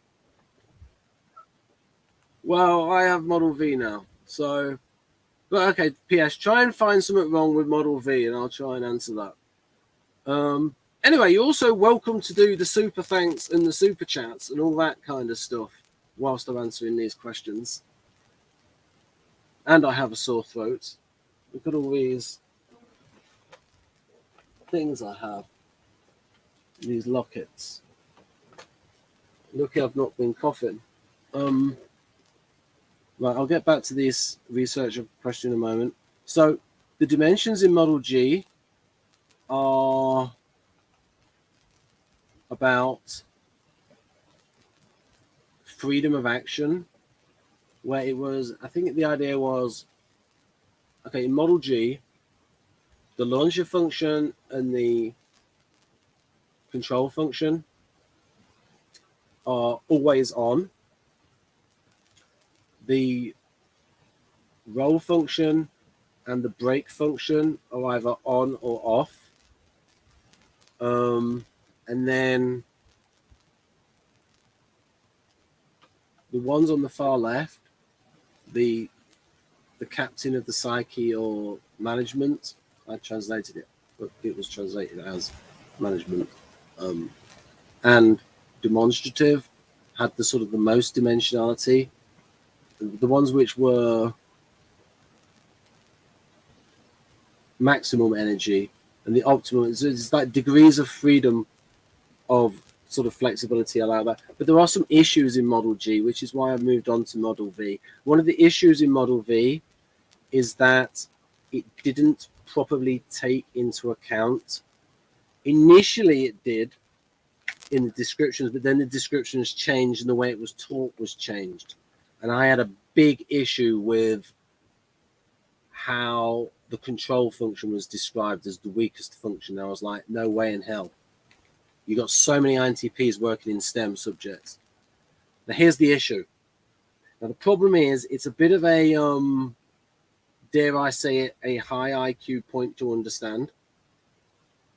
And that is there is an interaction between energy and information. So if you present, say, an INTP with a TE task, and the INTP does not have a lot of energy for that task, because it's just finds it mundane, but intellectually the INTP could understand that specific TE task. That then means that because it's easy for the INTP but boring, not as much effort has to be put in by, say, compared to a type with, say, maybe if a type with tertiary TE, because the understanding is not there. So here's the thing. The greater the information you have for a task, the easier the task is and the less effort is required. So the information has changed the amount of effort required for the task. And that is a separate factor from the amount of energy or motivation for a task. So you could do a sort of a diagram of INTP has this much energy for a TE task. But because it has high information, it just requires that much energy. And so the INTP is willing to do it. Or you could have, say, a type with tertiary TE, say ENFP, where it's like the amount of energy the amount of energy the ENFP has for the task might be up there, but you might have a task that is, in terms of energy required, might be more for that specific individual. The amount of energy required for, say, that particular ENFP with weaker TE, that particular kind of TE. There's also other examples where ENFP can have better TE, but that's the point is there. And so we can equate information to know-how. And I think it is fair to say the greater know-how somebody has, the easier the task is. It's like if you just ask yourself, like when you first did a task, and it's like with the learning curve, it's like, oh, it's really hard to do. 5 years later, you might do that same task really easily. And from your experience of that task, if you were to ask that person, how much effort did you put in less effort. The more you know about it, the more know-how you have. So you have a relation, you have a dynamic between information and energy. And so that was not properly taken into account with the control position. It's just like, oh, that's the weakest function because it has the lowest energy. But it's also said that it's highest information along with the launcher. And it's like what is not taken into account was that high information for the control position makes the task easier. And therefore, it is not the weakest position. The problem is, though, I get the impression based on people's reactions that they don't quite understand the point I'm making. Other than that, they just think it's, oh, there's an INTP making a distinction that doesn't make a difference. But I think it does make a difference. Right, now I'm going to go back to this point that I started. Why INTP called heavy researcher and INTJ softcore researcher? Because, well, I didn't know that it's called that, but I can deduce it from what I know about the types. Because INTJ will, on average, they're going to research until they find that information that they need in order to complete the task. And it's more about, so in terms of ideas, so Kurzweil, INTJ will subject every idea to the test of usefulness. So the INTJ might keep going and research until they get to that point at which they know enough. Then they'll stop and implement it, whereas INTP will just keep on going. But I can give an exception. Haley Harbour, a few years ago, was researching hypertrophy heavily, and she would just keep on going because in that particular instance, it was like learning more and more and more and more and more. All of that research, so a 5 fixated INTJ, all of that research, all of that 5-ishness, all in the aim of making her butt bigger. Right, through a lot of it was hip thrusts to get bigger glutes. Right, there you go. Now let's think about which comments. Delta quadrant prevalence, I hate model G, okay, fair enough.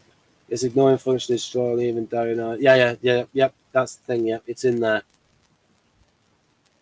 You see, the thing is, though, in the profiles that I originally got from Victor, it would be in there. So, like, for Intp, it would have, knows how to build an effective organization, and then it was like, but frequently doesn't have the organizational skills. But it would make the type sound good at tasks related to that function in the control slot, but it was just a question of motivation. The problem is, I then came into contact with people who were taught later, and they were taught that, oh no, now it's being taught as the weakest function. And then I got to that point and I was like, I'm not happy now with that model G. And I also had a problem with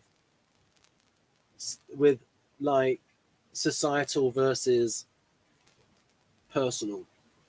So there were some issues. And I was also thinking that there was lots of complications in model G, and I sort of took it as far as I could. And I thought, I really want to make this simpler and try and make a clearer model. And that's what I tried to do with model V. And I tried to make the positions colorful. So, so I got backseat driver. I think that sort of like captures it, and contrarian alternative, and especially allergic. I have 3 names for that slot. Probably the most accurate name is binary for that. Like INFPs and INTPs don't know how much effort to put in. And like INTJs, when they use FE, it's like either too much or too little. That the binary sort of describes that slot quite well. But I have three days for that position. I think it's allergic. I also use the verse. Allergic, averse, binary, and Achilles heel. Yeah.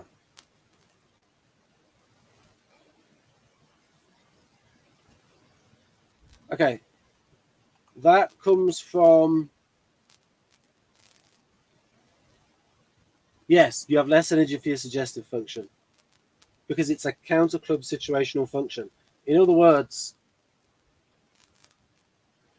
you've got, if you have INT preferences,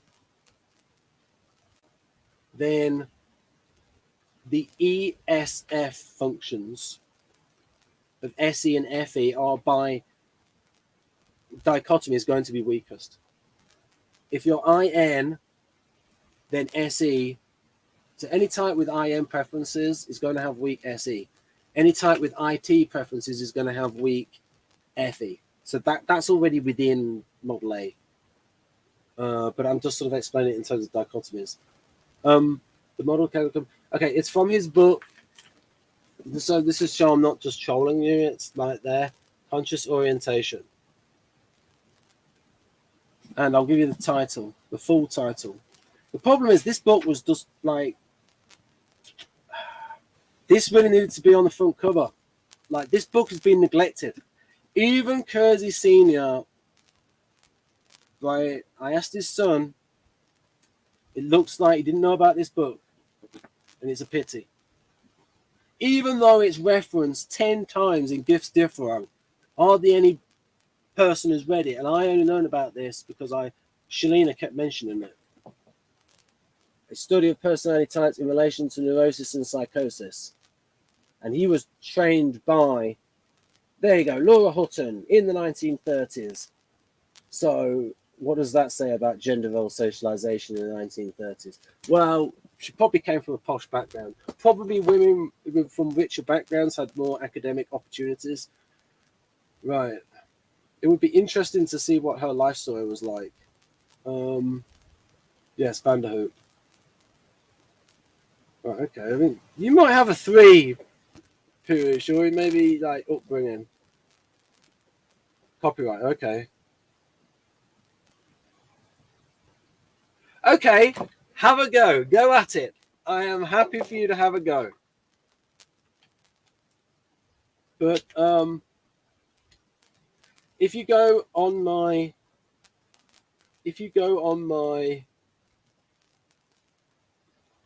about tab on this channel, there'll be a link to my flow code, and on the flow code there'll be a link to the PDF, and within the PDF you'll be able to see all of the explanatory text around the edges,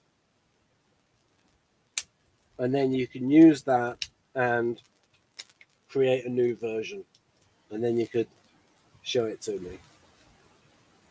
You could send it to me over Facebook.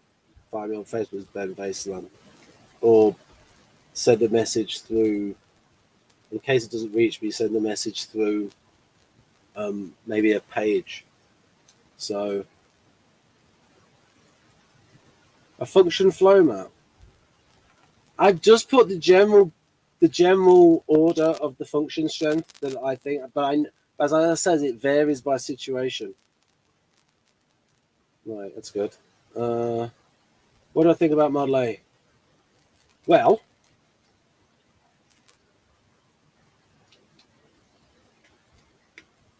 it gets some things right.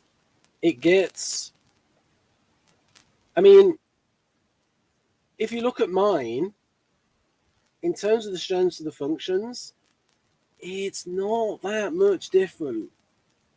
Oh, wait a minute, I have a graphic. I'll show it.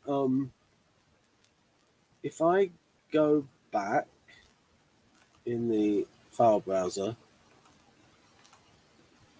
so model Vaserlan, because I have the dimensions for INFP, and I have it next to Model A. Share.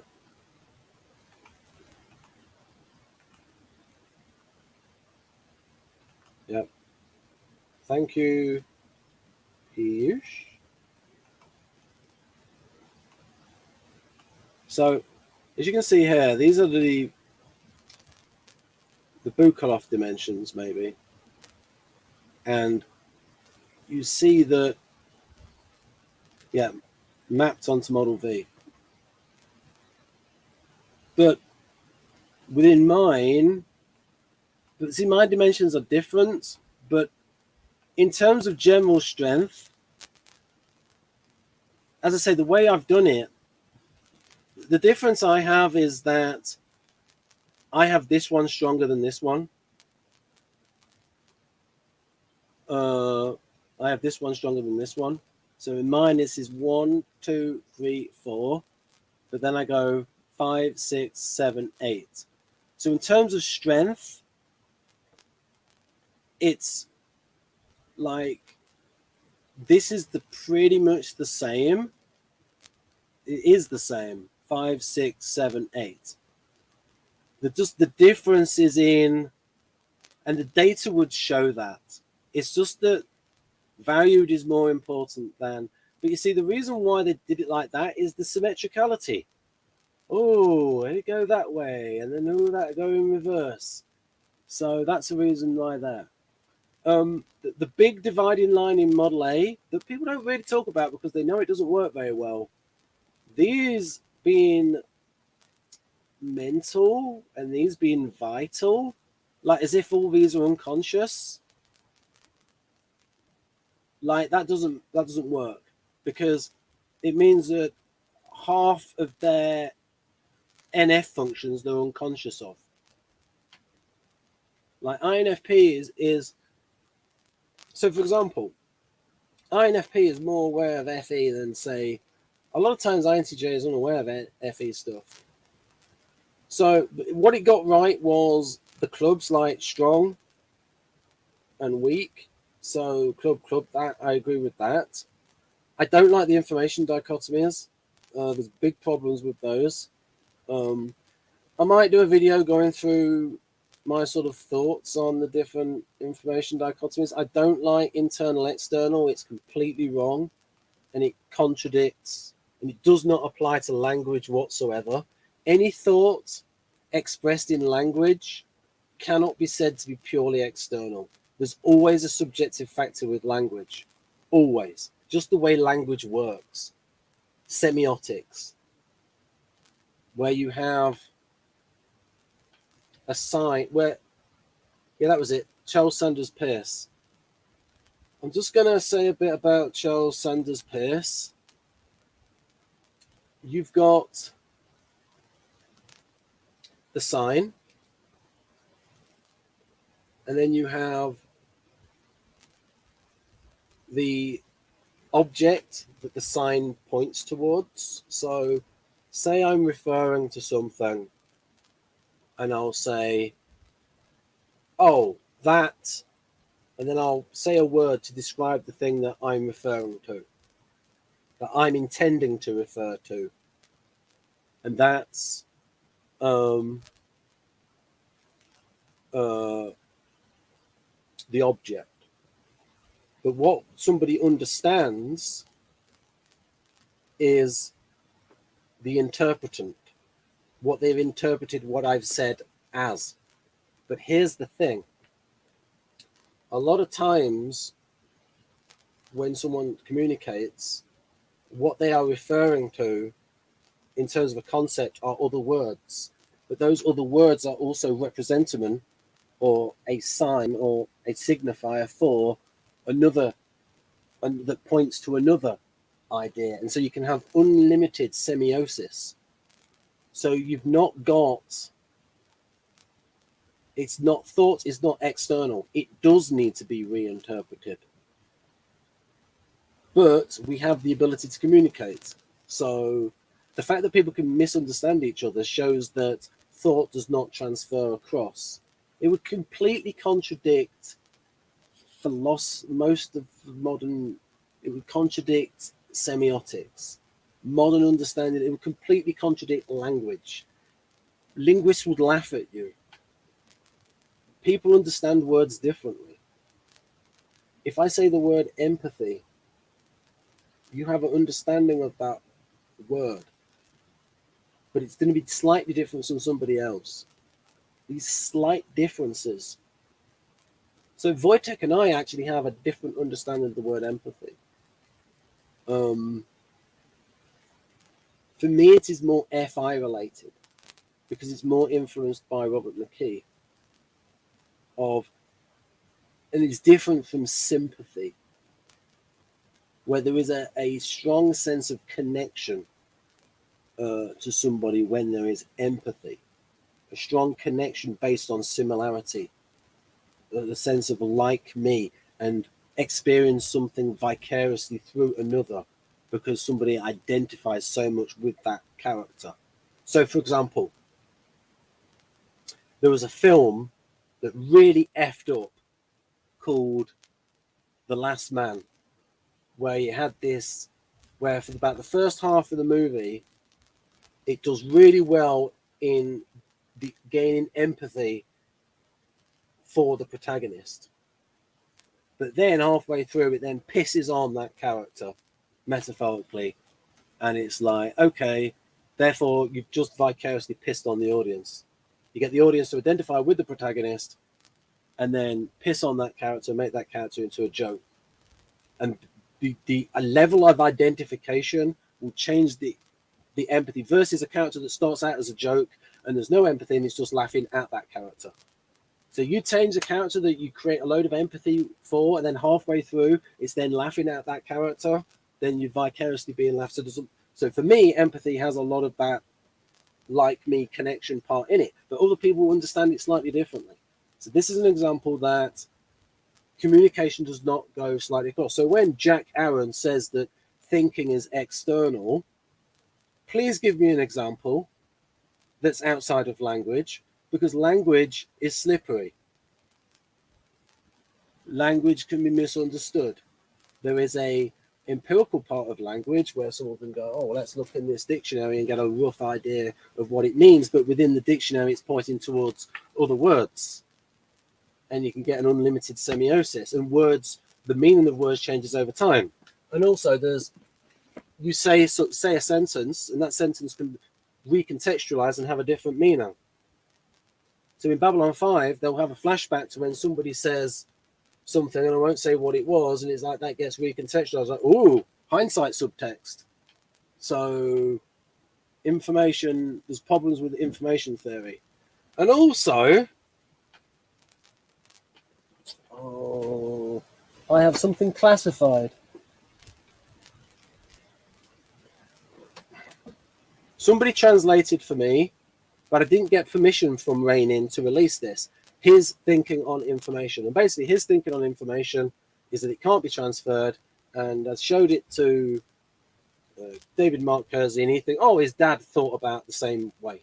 And so basically a little bit of pseudoscience going on there in what sociology says about information. But I also have like a tradition of like postmodernism and that sort of stuff, and I'm skeptical. So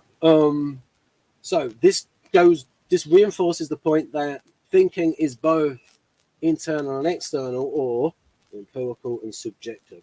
There is that subjectivity. There is different slight understandings and slipperiness in thought.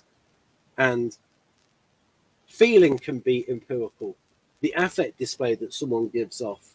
What you see from Paul Ekman when he studied all of those facial expressions, and he did it, and he went and he studied a tribe that was cut off from all other tribes, and he had the same facial expressions as everybody else. And then he distinguished it from a culturally specific gesture. Right. So I don't like information. I don't like internal, external as an information diagram. And this, one of the reasons is that because they have this stupid, asinine internal, external dichotomy that makes sensing external and thinking external. So it's like, that means there's no subjective part. Okay, if sensing is external and doesn't need to be reinterpreted, why can two women look at the same guy and have a different experience of him and see something different? What about the subjective aspect of that? Otherwise, oh, different functions going in. Right. But anyway, so I'm not going to back down from, there's empirical and the subjective. That is reality. We can understand the world, but then there's also the bits of the world that we don't understand. It matches reality, the empirical realm and the subjective realm, and the gap that opens up between the empirical realm and the subjective realm, between the way you think the world is and the way it actually is. The substance of story is the gap. You get that with a plot twist, the way you think it is versus what happens when the gap opens and you get a revelation, or the world reacts differently from expected. So it's like internally, the way your internal model of the world, and then how the world is, the subjective realm and the empirical realm, and the difference between the extrovert and the introvert is which realm do you live more in. Right, intertype relations. What do you think of intertype?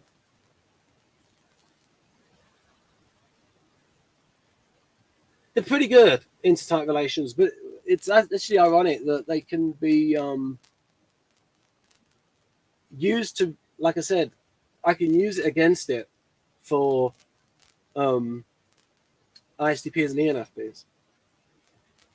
What I mean is, ISTPs and ENFPs, go in those Facebook groups, ask them. ENFPs, ISTPs do not like ENFPs. ENFPs do not get on well with ISTPs. And then ask yourself this question: how would I type these people in socionics? And be honest. Don't think, oh, because they conflict, I'm therefore going to type them as conflictors. Be honest in how you type them, and then go, oh, they come out in joules in socionics. That's a problem. Don't be intellectually honest. Now, in order to do this properly, you would have to be trying to get some kind of. It'd be difficult to get double blind. but you could do sort of single blind where you would have to maybe you would have to have a different set of people type people, and then so a different socionist would have to type people, and then you would have to look at how those people got on, and then type them in, say, temperament and EEG and interaction style, and then see how they got on, and then go, oh, that's not played out the way they were typed. And you've got to try and be scientific about it and have these individual studies. But you see, here's the thing. Socionics doesn't want to do a study like that because it would falsify itself and do itself out of a job. And so you get a lot of corruption in typology because people don't want to falsify their livelihood. And that happens with all people in typology. And it's the question of when it's turned into a business, there can be a problem with trying to falsify. Because if you're going to try, are you really going to falsify the thing that you believe in? But that would be the more scientific approach. So this is a problem. And there's also another issue is that Enneagram people are slightly compromised by not being able to really help people because they've not got the proper licensing. Because you have to be licensed as a counselor. I think I went a bit far then. It's not everyone in socionics. Victor is not like that. He does do experiments to try to falsify certain things, but you got to think about the position that he's in. He's not going to go out there and falsify his own school. So this is a problem. It's like the position that someone's in, it's like there's certain things they can't do.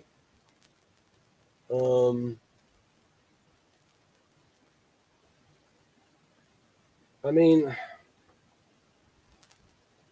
so for example,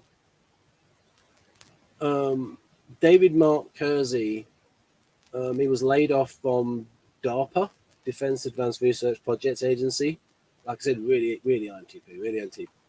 And he then turned his father's temperament into a business. So now he actually believes in temperament.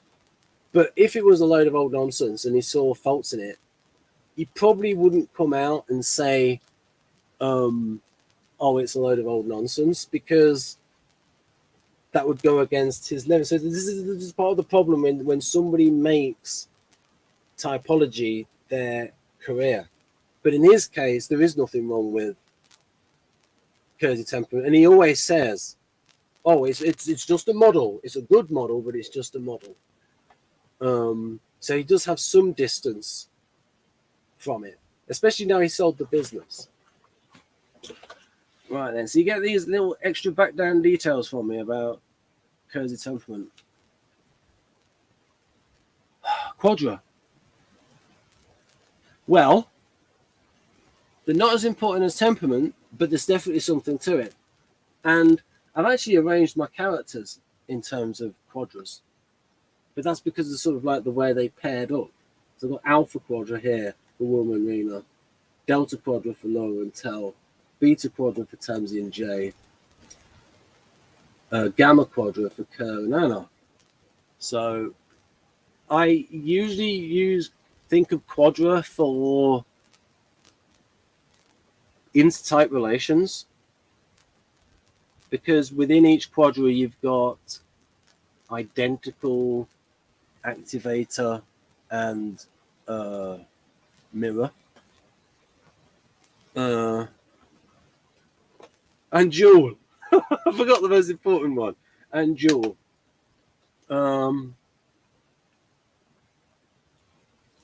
But you see,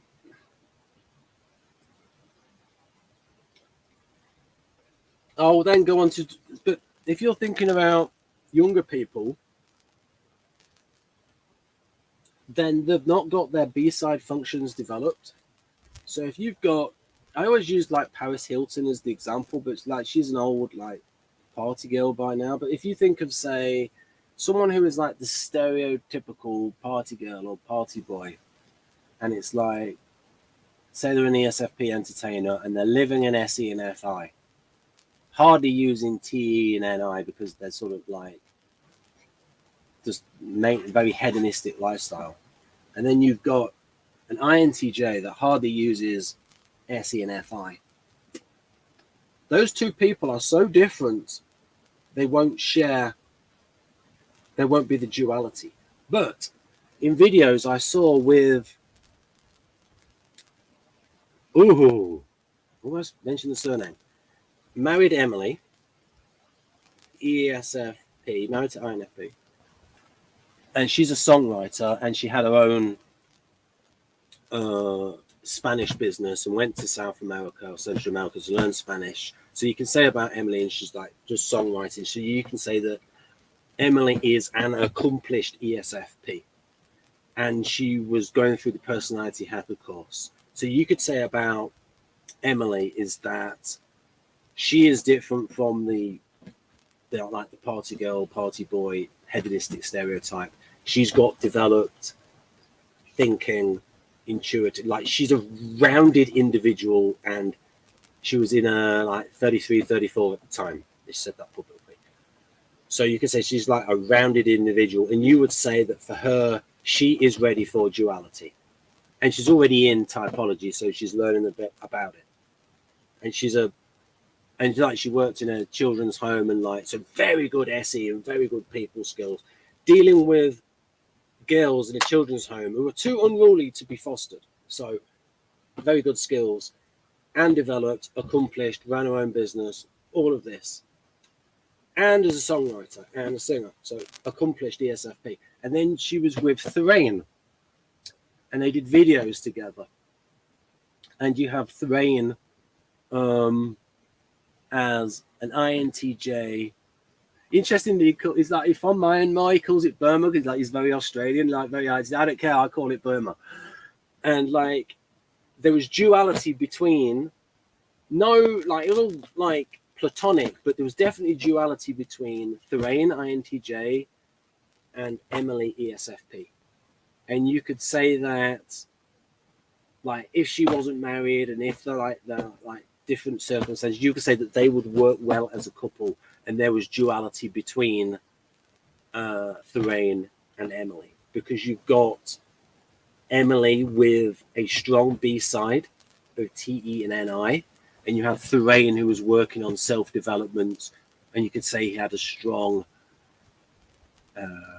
FI and SE for an INTJ. So you could see they were ready for duality. So the stronger the B side, the more interested somebody is in those B side functions in another person, and the more ready they are for duality. If someone's just A side, an INTJ computer nerd that hardly does any SE and FI, and you got an ESFP hedonist that hardly uses their intellect, they're too far apart. Another example of duality. This is actually a real life person, because they became a couple. Rhone LaPlante, INTJ AF, hooked up with Karina. So look, and you'll see that on her channel. Yeah, so they hooked up. They became a couple. Karina, you could say, is different from the ESFP in that she's an ESFP that got into socionics. Any ESFP that gets into socionics is atypical of their type. But you can see that she was like going towards developing her B side. And Rhone LaPlante is like seriously INTJ. Right. I think that's me done. Right, so I'll go now. So that says this video that was only meant to be about 5 minutes. But there's the update for you. So before I go, if you would like to now, whilst I'm not on air, I like romance styles, but they can be overdone a bit. So I asked Alexis Kingsley about this. Use his name on YouTube. I'm not out enough. Be very careful about giving the surnames of young women. So there's a thanks. I think there's a thanks button when it's not a live stream, like live chat, super stickers, like thanks things, all like that. Because recently I took down all the Catherine Father videos because I wasn't happy with the fact that she says, you know, all those collages that are filled with other people's artwork and photographs and magazine covers, like they're not copyright her. They copyright all the individuals that produced those bits that she then brought together. If I did a collage of her collages, I wouldn't then own her collages. Right. I've been too honest today. But that's why the Catherine Father videos are gone from my channel. So I'm not getting any views from those anymore. What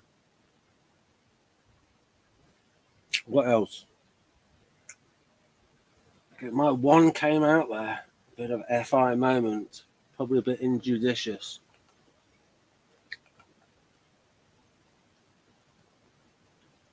Oh, romance styles. Yes, romance styles. Sorry for that. And I'll get onto the brain regions then. So, super chat, super thanks, fire long clocks. Anyway. Yes, romance styles. There's something to it, but there's a difference in SE. Socionic sees SE as all the blood and guts, sort of macho stuff. What you ask, but there's a different kind of SE. There's more creative SE. What Alexis is attracted to are male musicians. So more of a kind of a stylish kind of SE. And maybe you could ask INTJ females. This is one of the best ways to do this. Ask the INTJ females on YouTube what kind of men they like or what kind of SE they like. And it will go more towards that kind of SE with FI, more creative kind of SE. And maybe there's going to be a difference with the INFJ females, the NIF females, more towards the more macho kind of socionics kind of SE. And then there'll be a difference again with the male NIFs towards the female SLEs sets. So the romance styles, they're painted in broad strokes, but there is something to them.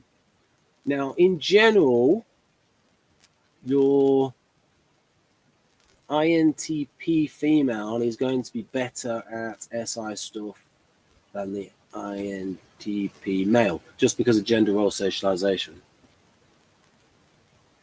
In that the mother would parent the INTP girl different from the INTP boy in a lot of societies. Where it's like, hey, you're supposed to be good at this. They'll be like, and INTP female, that's woman's work. What do you mean woman's work? And then they had a discussion about what the INTP female, like, it's sexist if you want me to do that. Oh, is it really? You're saying that you can't do that? Right. I'll get your brother to help you. Right. I don't know. I'm just rambling now. But the point is that maybe in certain cultures there's going to be, in terms of gender role socialization, the NTP females are going to be better at SI stuff. They're going to be better hygiene than the males, I would think. Especially if you look at older ones, because there was more gender role socialization in the past. All the expectations.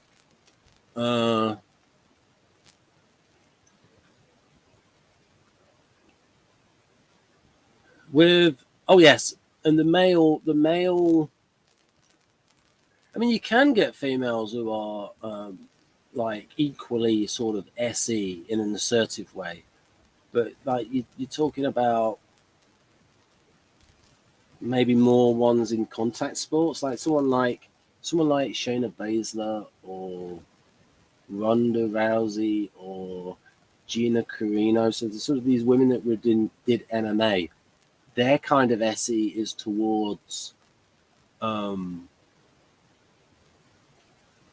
socionics definition of SE.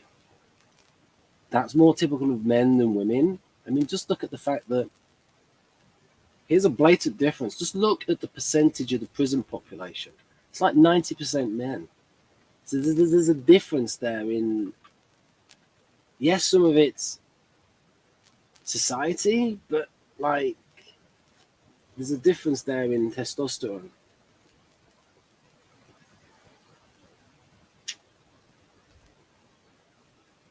Especially violent crimes.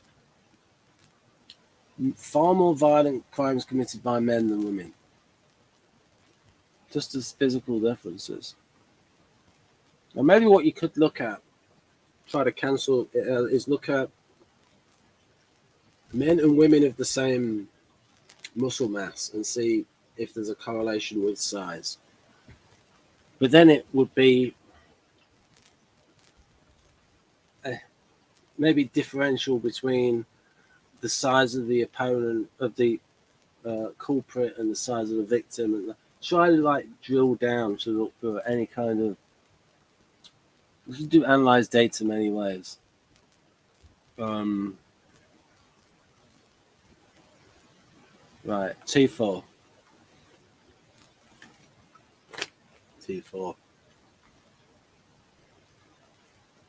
Intuitive listener. Temporal 4.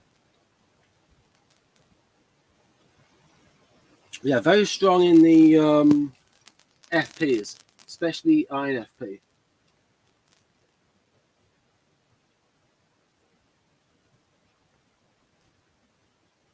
I didn't map it with TI. I didn't map it with TI. It's there. It's mapped FI. F8, and I'll put there. FI and then, like, the purple FI types. Map with TI. I don't map it with TI.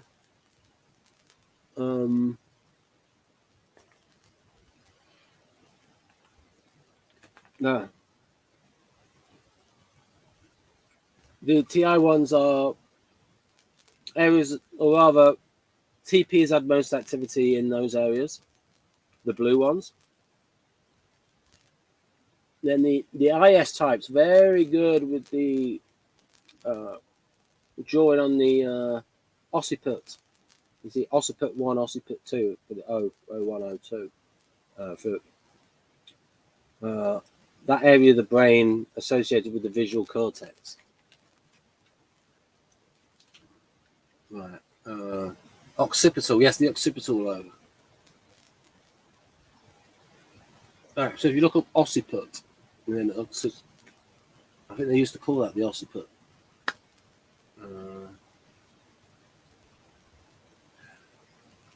If I were a bold ENFP, I would probably, an idea, this is the kind of silly thing they could do with the SI. Oh, tattoo this on my brain. Oh, I get the EEG and then have the activity tattooed on my head. Yeah, it would be distinctive.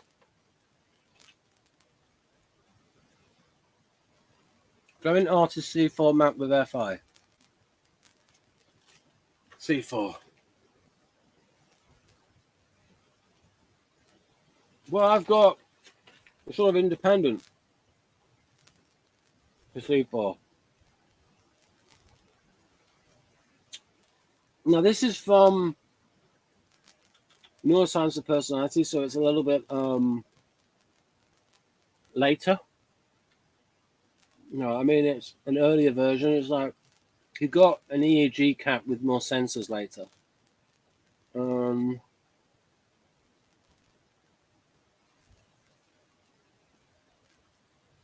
Yeah, they're not place personal value. Like real sort of like INFP areas there. That region F8 has very low activity in ESTP. Now remember, that's ESTP typed by Dario, so you get a lot of stuff that's consistent with the blank in the map. Well, it's because it wasn't a clear, because I didn't, what I did, the way I mapped this is I went through the chapters, and it was where Dario said, so the chapter, the 2 pages on TI, it draw on these regions, right, color those in. FI chapter, it colors on the, so it's what he stated, not what my thoughts are. I'm just color coding what he stated in the book. That TI draws on these areas, FI draws on these areas. Now, what tends to happen is, what I noticed is that the rational functions tend to be localized, so area specific, whereas the irrational functions tend to be delocalized, a whole pattern for the irrational functions, although there is that bit with NI in 2.6.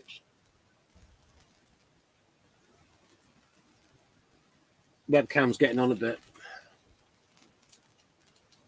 with the focus. Maybe it needs varifocals like me, or the equivalent of, especially to central reason.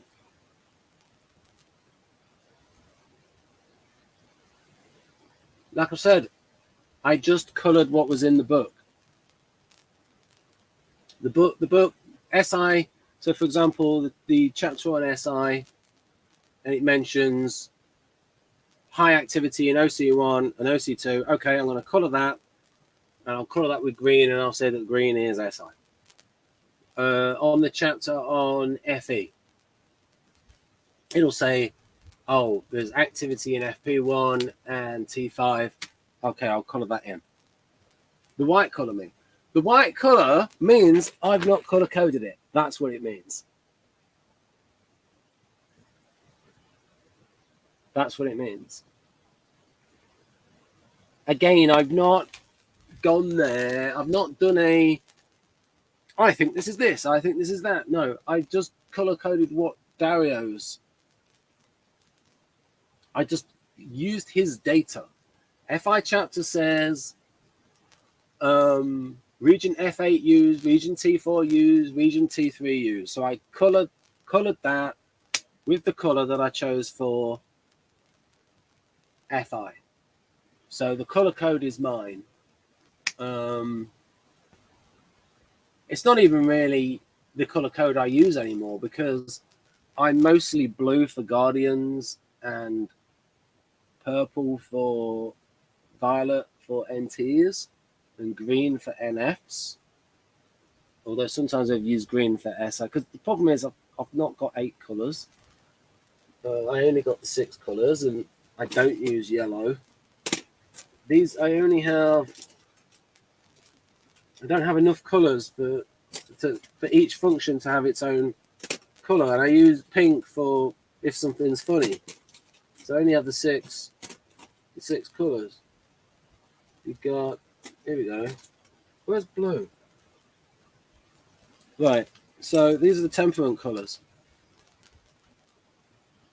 artisan, idealist, guardian, rational.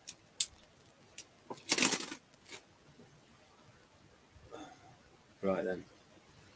There is no function for the white color.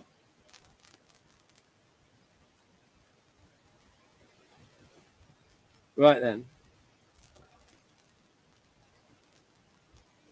So yes, this is available.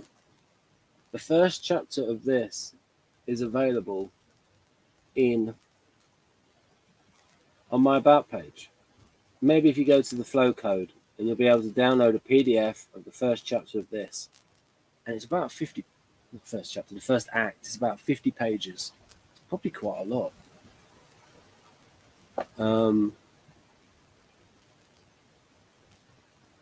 Right, some lines on the back of this.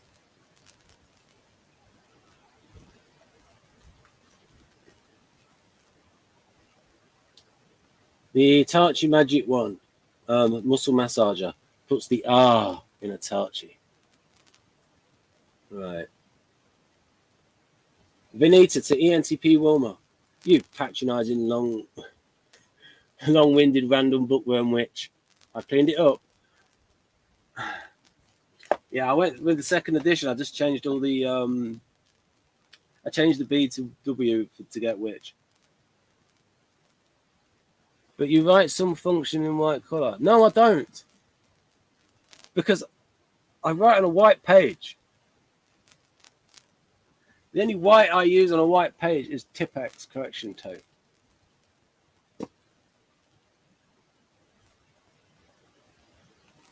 No, it's just that the reason they are white is because they are not categorized as a function. Not everything is categorizable as a function. That is being reductionist. It's like saying that if somebody has to come up with a kind of thinker and then put that in one of the boxes. So object recognition, that's thinker. So is that TI or TE? Well, neither. Logic, I would say, is neither TI nor TE because it's not empirical, because you can do logic without reference to anything being measured, and it's not subjective. Now, I had some pushback from somebody about logic, certain kinds of logic that I'm more, but I mean sort of like formal logic that is independent, that is neither subjective nor empirical. I mean, that a computer could do. I mean, you could theoretically program a computer to do formal logic. Yeah, it probably already has back in maybe in the 19th century. Maybe in the 16th. There's certain like logic would be is not neither TI nor TE. As I said, it explains why you can get a type with inferior TI have a very high logico-mathematical IQ, though usually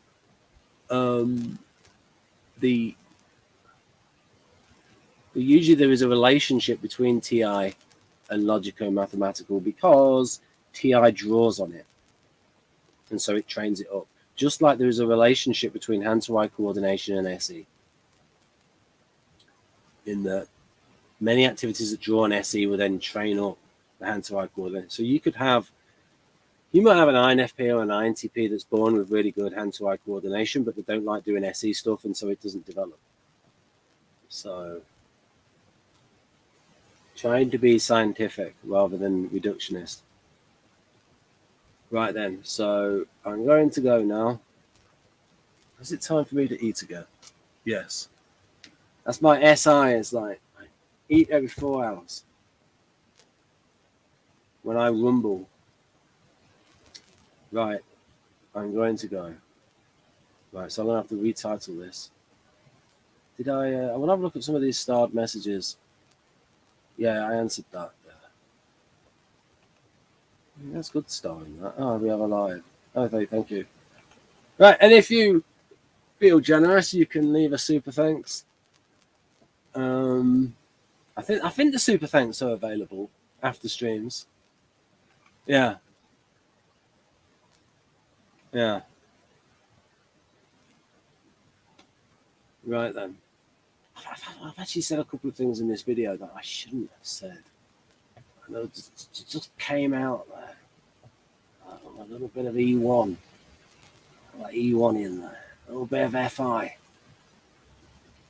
That 6 is related. The 6 is the most in touch with its feelings out of the head types. 5, 6, and 7. At least the way they are defined. I have some issues with the way they are defined. So I also have some problems with Enneagram. Oh, but I won't go into that now. That's a different video. I'll end the broadcast. Right. That was a bad smile. A genuine one.